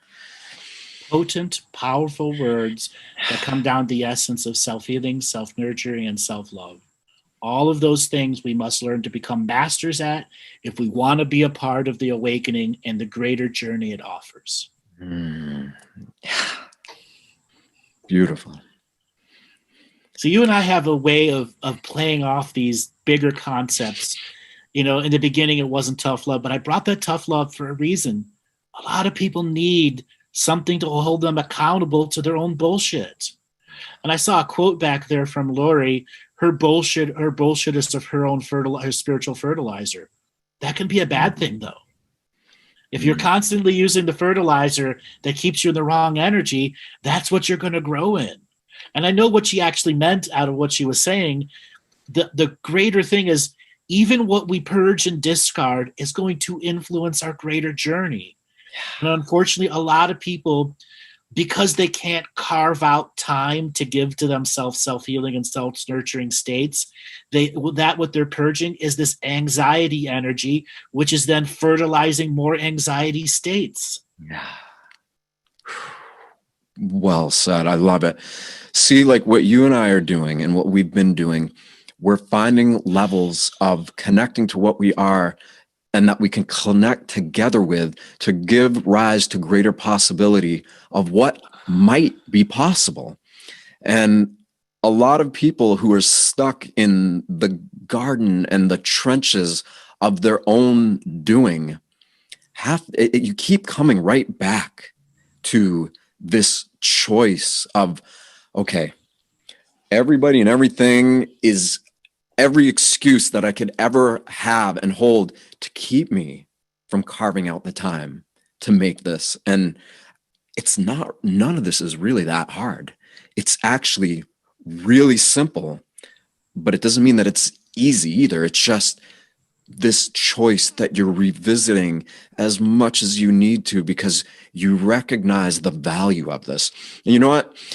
People can live in this world. You can get caught up in all the quote unquote trappings and distractions and deception perceptions of this world. And you can keep doing that your entire life, which is what most people have been doing their entire life.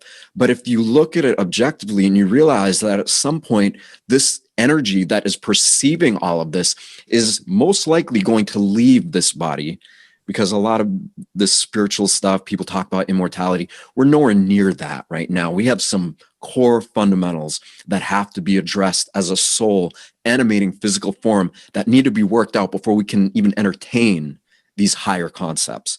But from that perspective, when you realize that more than likely this energy is going to leave your body, you're going to be facing all of this stuff anyway.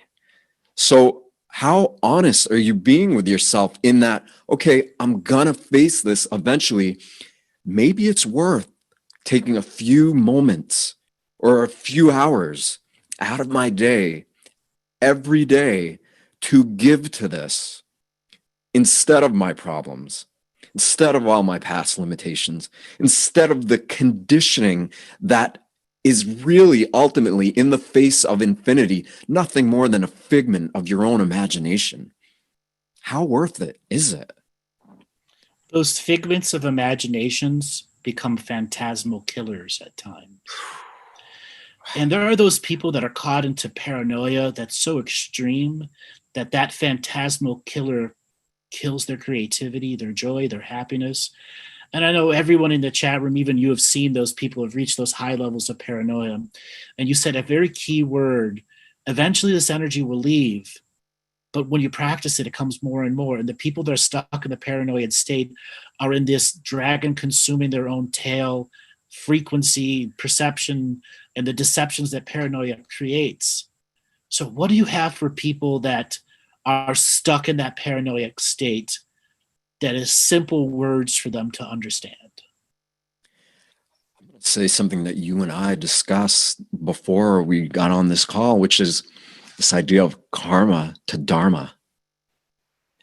You know, that I love the way you said that. And it's really it. Like, whether we like it or not, we are all part of a karmic process that has so deeply affected every single bit of who we believe ourselves to be in this world that we live in. And you have so many people believing these beliefs together, creating this frequency that has narrowed the collective of human perception into a very limited container, a very narrow box. And this has been going on for so long, for so many people, that they've just come to accept it as normal. And it's not normal. Okay. Or if it is normal, it's about this big of normal compared to what is really normal, which is infinity. The natural world, the natural world of natural living. So again, so karma to dharma, but just look at this objectively. Usually people who are caught up in their own paranoia and in these cycles, like, just look at it objectively. Get out of it. You don't think you can do it? I did it. Others are doing it. Find a way to do it. Take a quantum leap. Know that somehow, some way within you is the ability to break out of your own prison, because it's there. It's there. You just answered this question, but I want you to reframe this question in a tough love answer. Why is self-motivation? Why is the self-motivation to do the work so difficult? Question mark. There is so much resistance. You gave an answer, but now give the tough love answer to that question. So the world has so unremittingly conditioned us to be who we think we are. And we have allowed that process to happen to the degree that we are so heavily invested in it from an energetic standpoint that there is nobody and nothing more responsible for our current state of being than we are.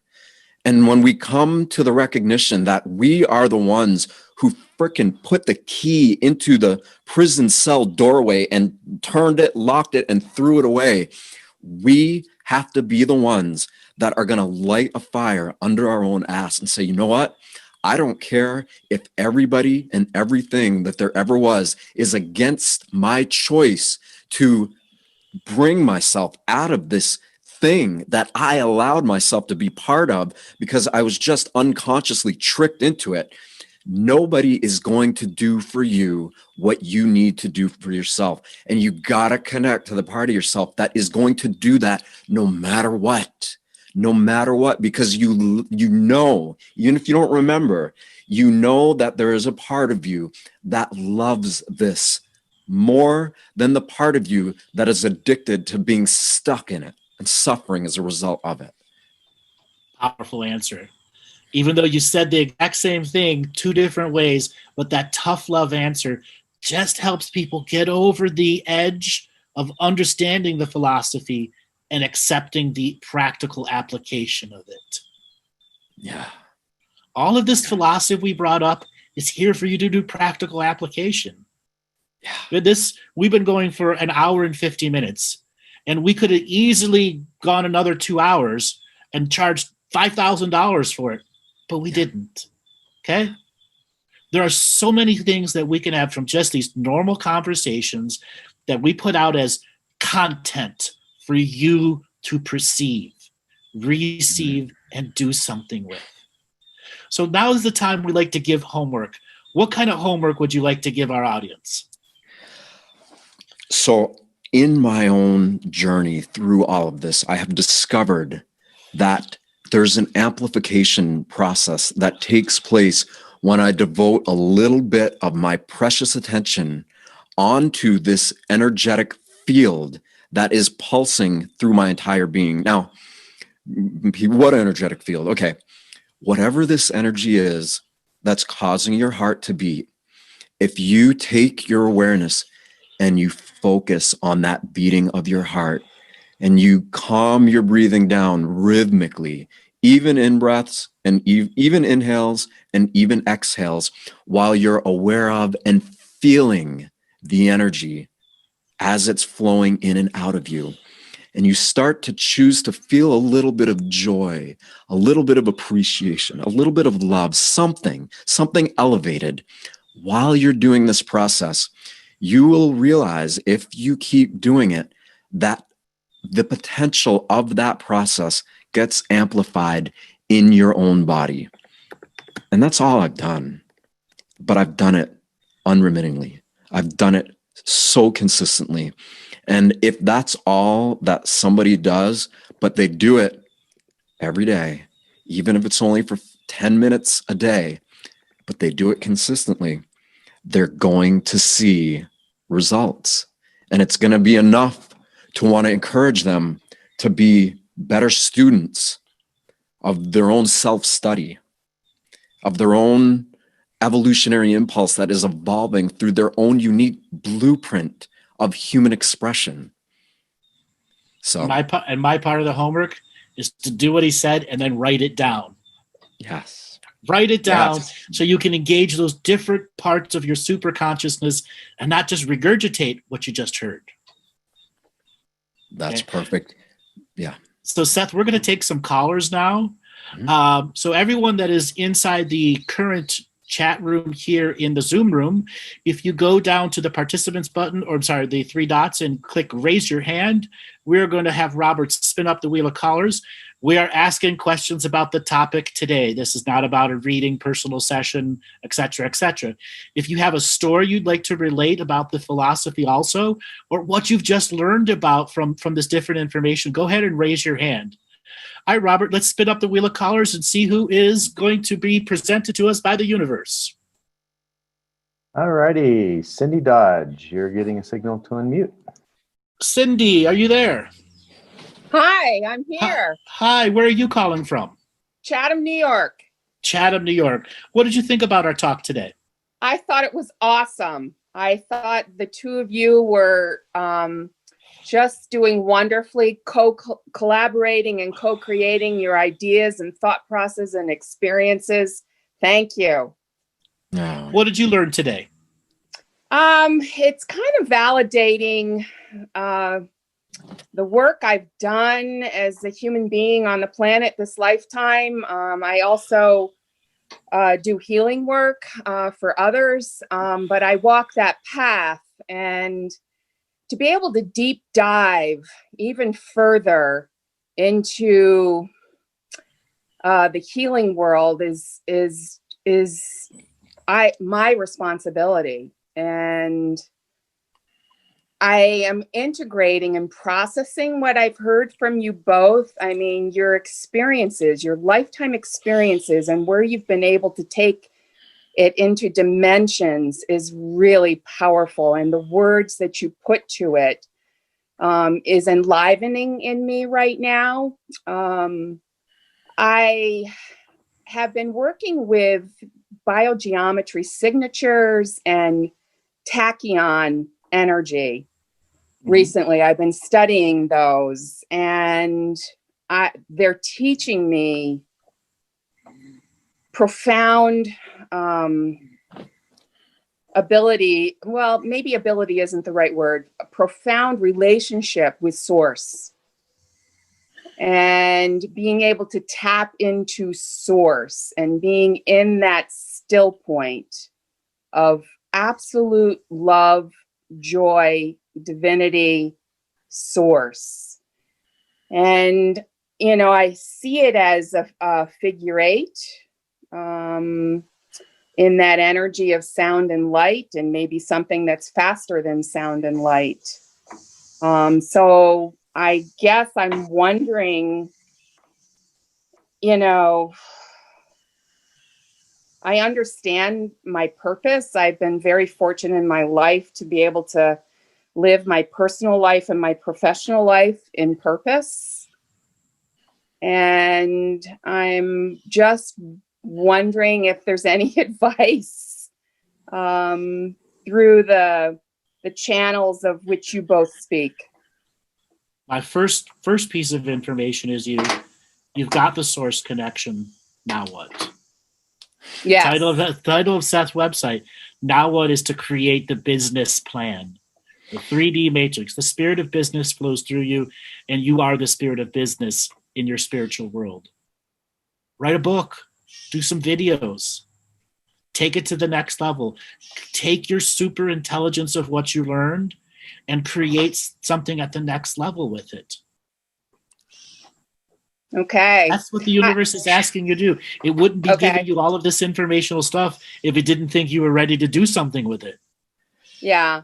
Let me say this too. Let me just add to this because it's really key. I think a lot of people in the spiritual arena, right, or the people who are on this path to awakening, they like to cancel out this idea that business and spirituality are two separate things, but they're not. They are the exact same thing. And so we have to come to a level of maturity, I guess you could say, as we recognize, okay, the current systems that exist are what we have to work with.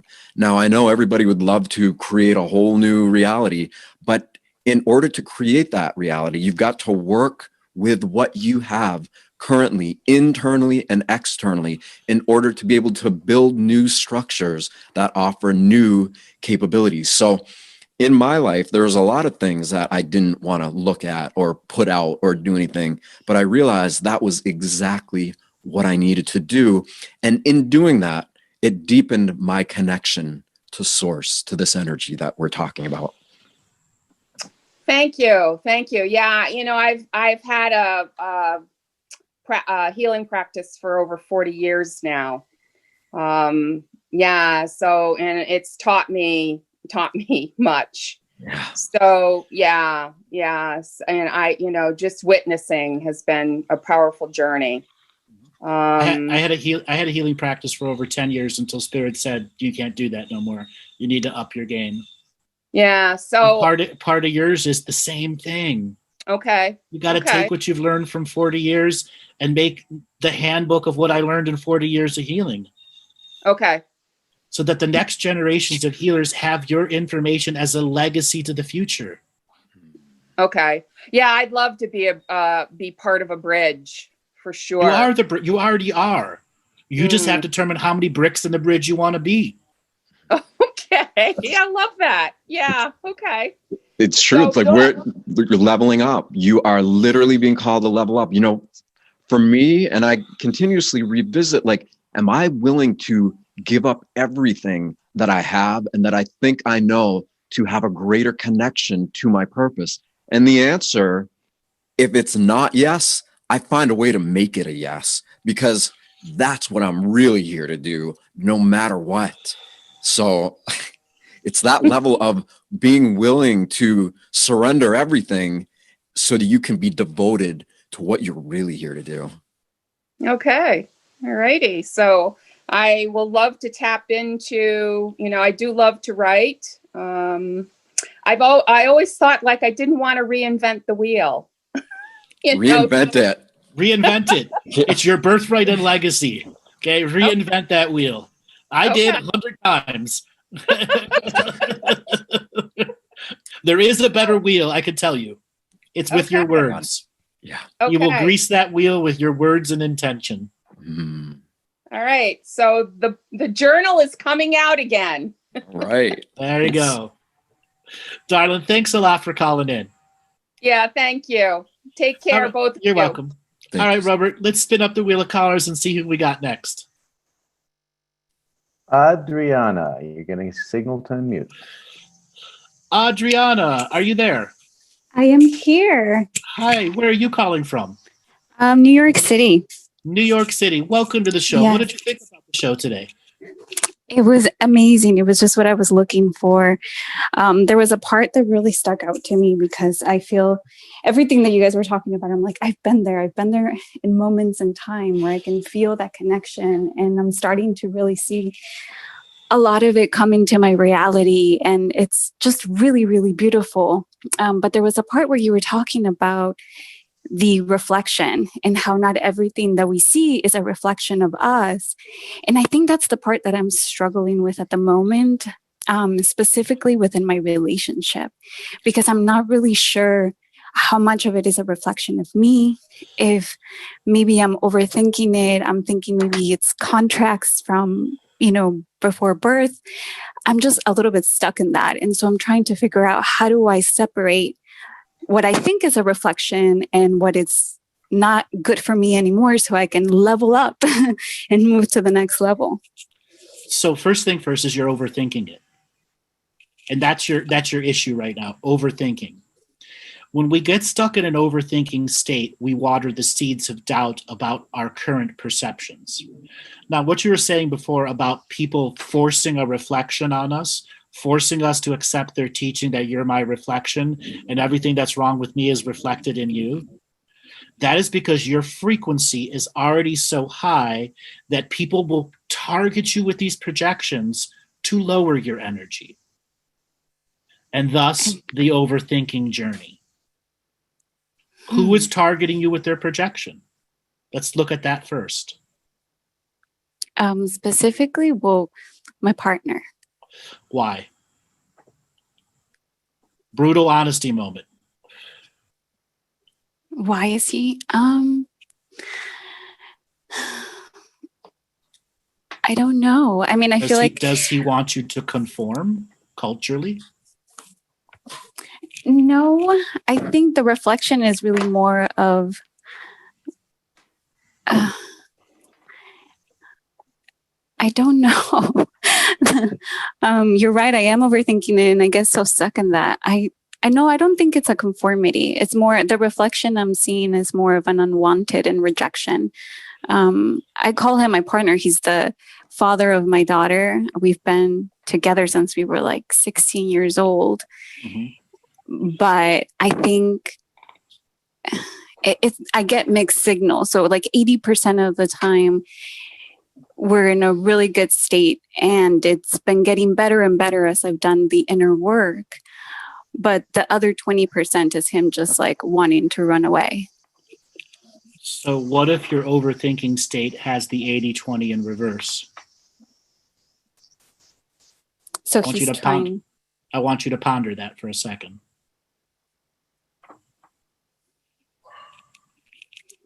You're giving far too much validation to his point of view in your overthinking and not accepting your part of the perception being force reflected at you. I tongue twisted the words on purpose to make you think. Yes. Okay. How powerful is that? But you did say you're touching on, you said the more you're doing this inner work, the better it seems to get. So that should be a cue or a clue to you right there that you're doing something internally that's creating an external effect.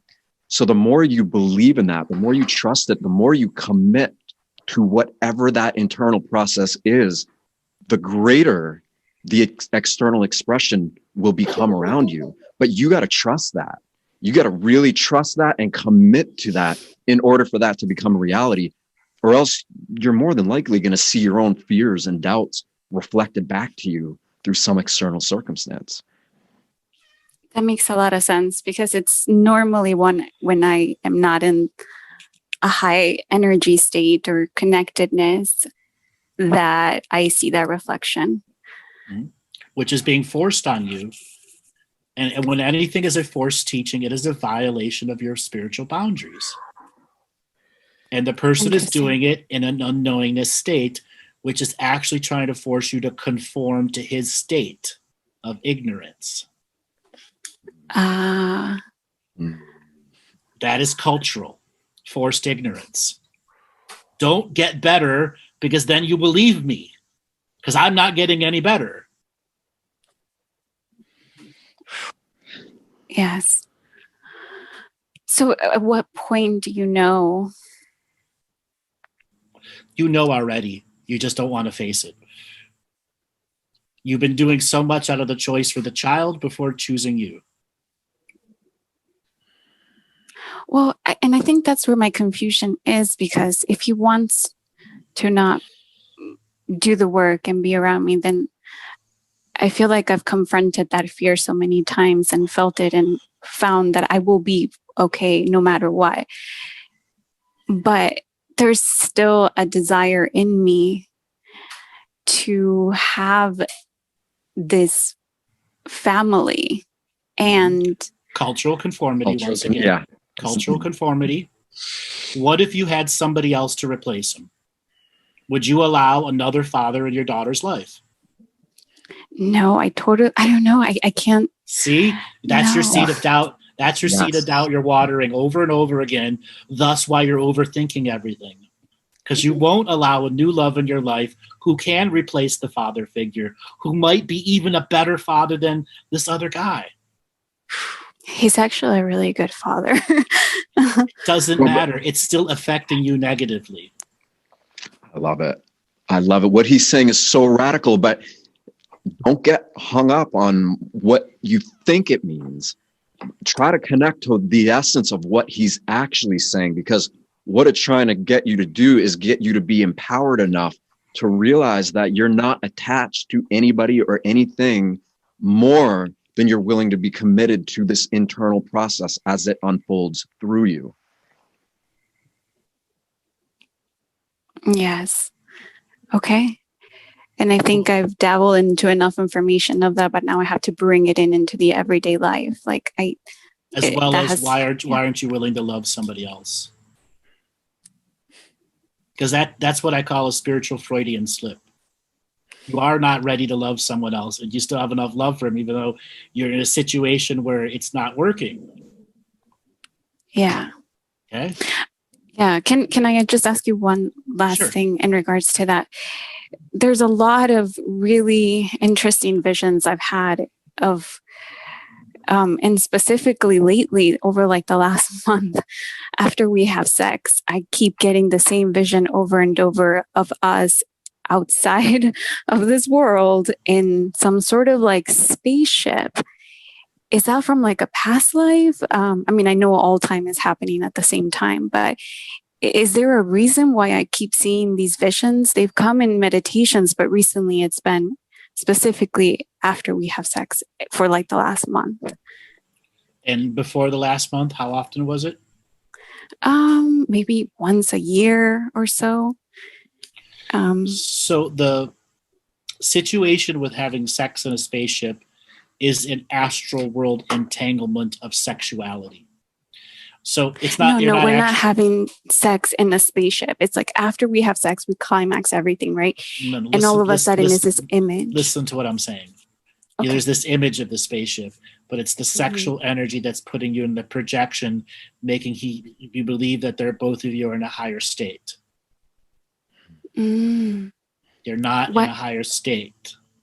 The sexuality has created the higher state, which has created a visionary process of something that has escapism behind it.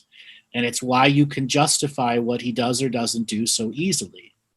And the vision is coming for you to see it as escapism versus what is in the reality that I'm escaping.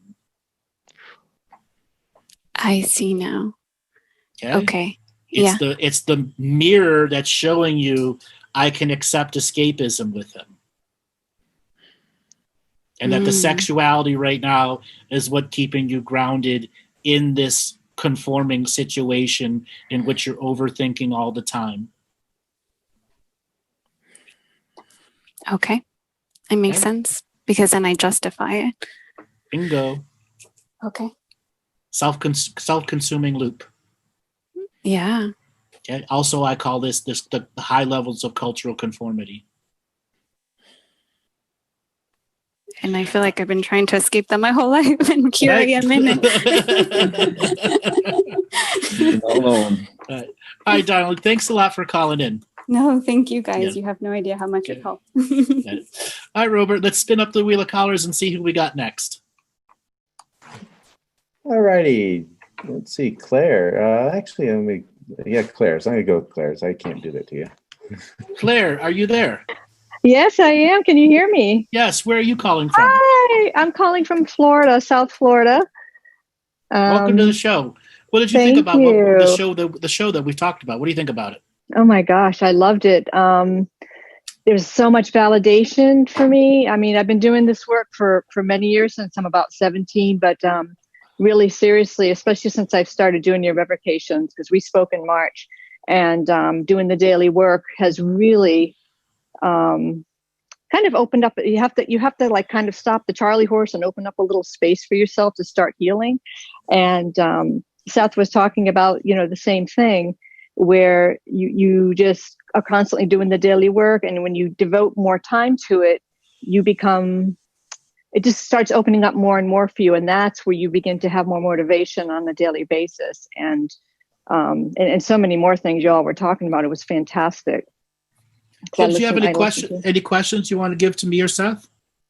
There was one thing that he spoke about that I don't know if this would relate to it.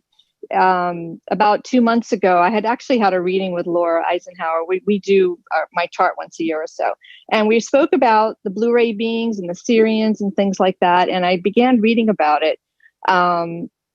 And when I was reading about their history, which I wasn't familiar with, about 120 million years ago, or everything, they were kind of where we're at today in our time period. And they did something. I don't know what happened. They destroyed, or maybe they overcreated their technology, but it created I think a situation where they were separated from the divine. That's what I was reading. There was a divine separation somehow. And that kind of like, I was going really well and strong with everything at that point. And it felt like somebody punched a hole, like right in my solar plexus. And it was a very, very deep, I don't know if it was a belief system or, you were talking about something earlier about processing karma and things. If it's part of processing the galactic history that we're here to process through the Syrians and things like that, I don't know. How to separate, I guess, if you're feeling what's going on with the whole of humanity, or if it's something that belongs to you personally, if it's a belief system. So first thing first, you're in a martyred state. Okay. Now, there's a subtleties to the martyred energy of external ancestral karma that is ancient of ancient. And there are those of us who are here to process ancient of ancient karmas, but the vast majority of us are not here to process the ancient karmas, because that's what led us here, is the over-processing of the ancient karmas and the regurgitation of the messages, and then the delusion of the each cultural and each generation diluting the original message until you no longer understood what the original karmas were about. Just when your statement that it puts you into this slow motion mode, meaning some part of you was still martyring to that previous generation of history. And that the inner work on you is to not cut the cords to that martyred energy, because that's what your soul had been doing before over and over again, but accepting the martyr in yourself who had upheld this energy till now, and then going through the greater acceptance process that is me, but I no longer need to martyr to it. It should motivate me, never slow me down or depress me. Okay. Seth, I want you to bring your frequency on this ancient karmas and how it affects so many present people and what to do with it. It's a really fascinating topic. And it's one that I think a lot of people can overthink, as you were saying to the last caller. I never knew anything about processing ancient karmas or collective karmas or anything other than processing my own stuff. So it was through processing my own stuff and getting through it, like literally processing it to the degree where it was getting processed, that I then realized that I started being able to process things on a different level.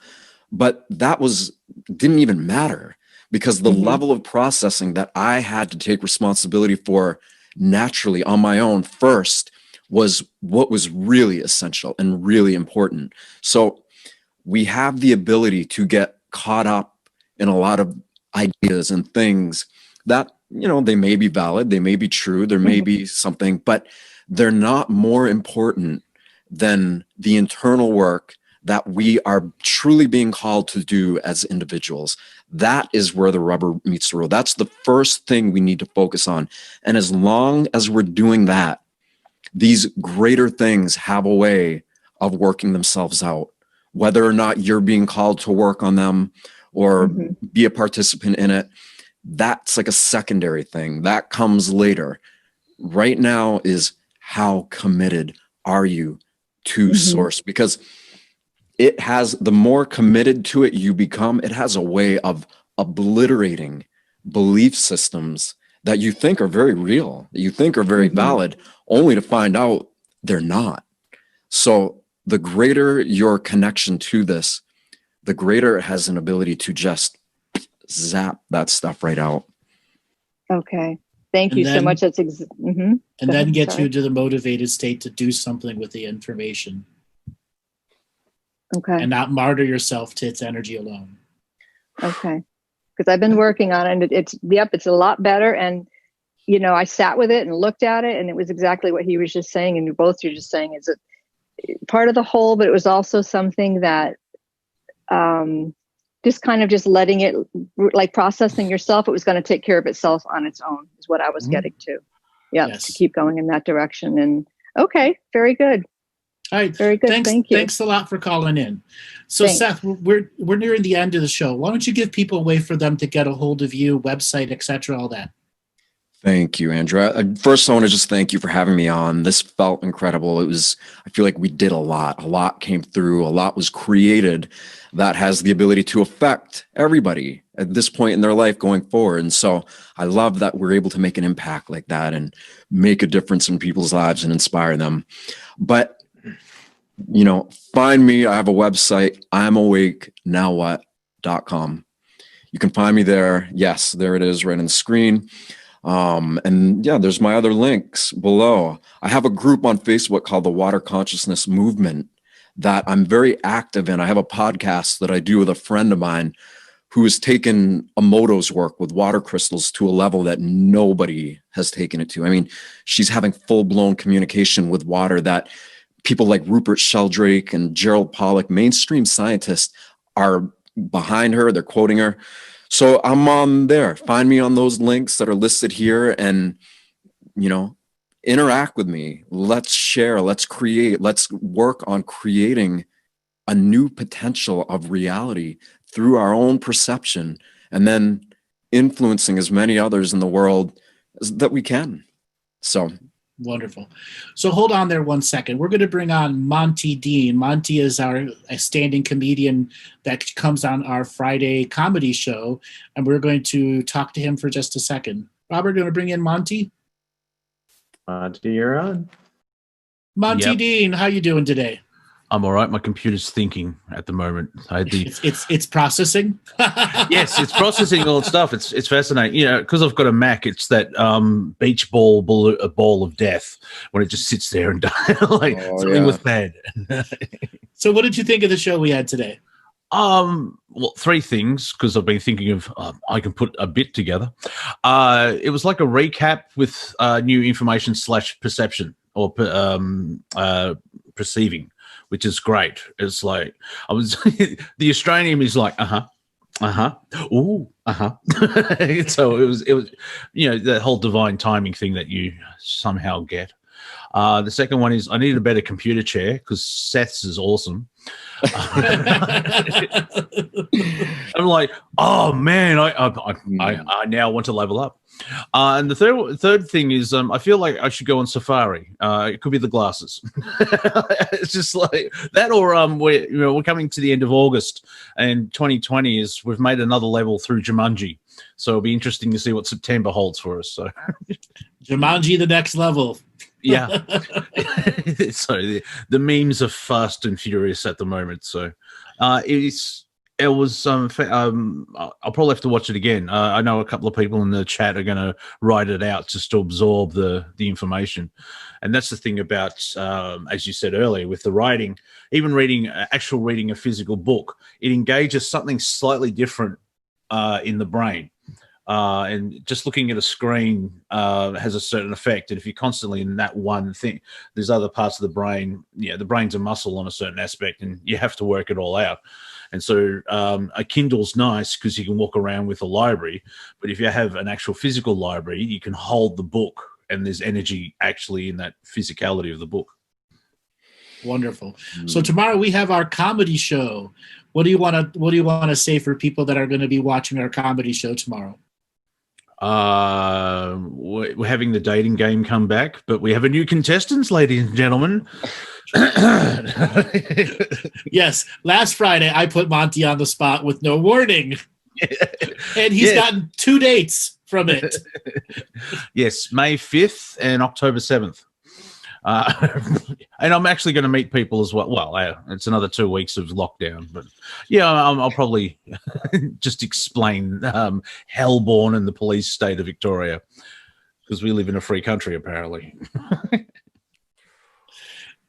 So I will be on that dating hot seat next time on this coming Friday.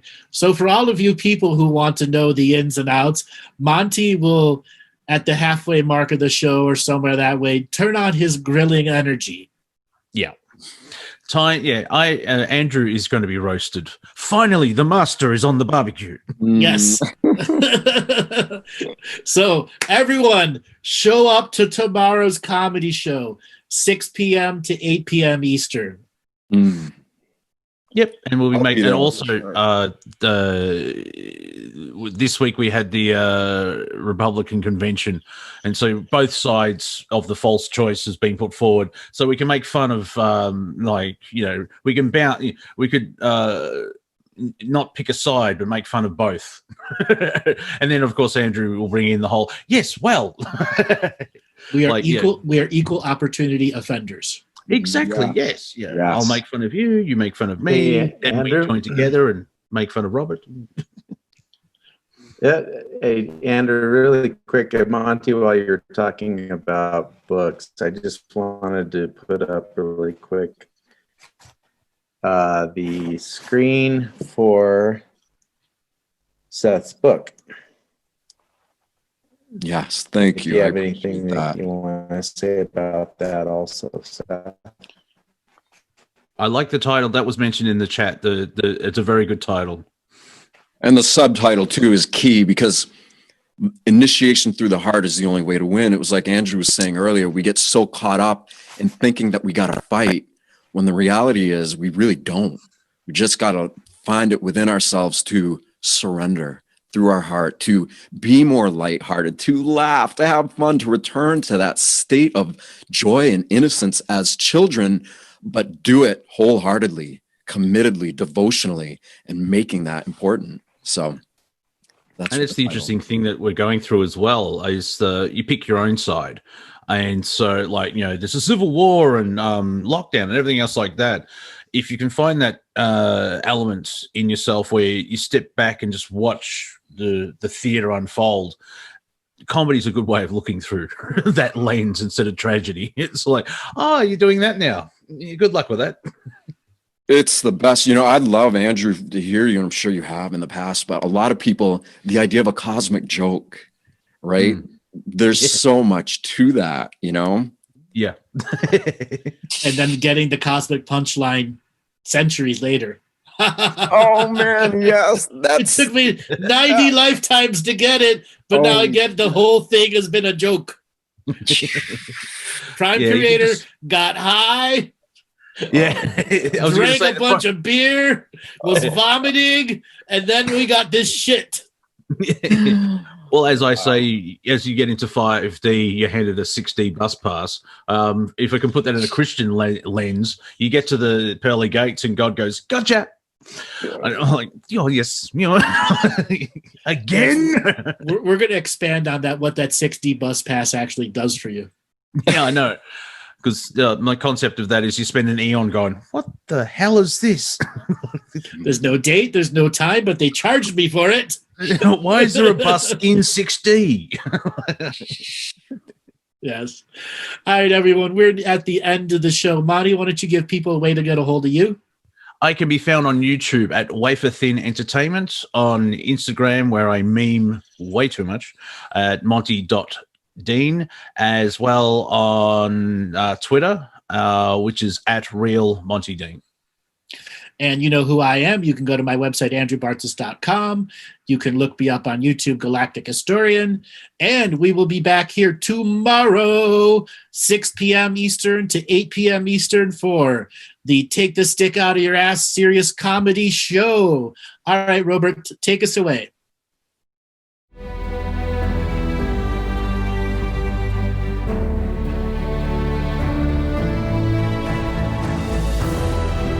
Each different bubble of reality is true. A galactic historian is a person that looks at all the lines of dramatic karma. Nudge, nudge, it's the Holy Grail. Improvise. Mysterious. It's counter psychic intelligence. Why is DNA farming of this star cluster so important? Because we do manifest our reality. We do create our reality.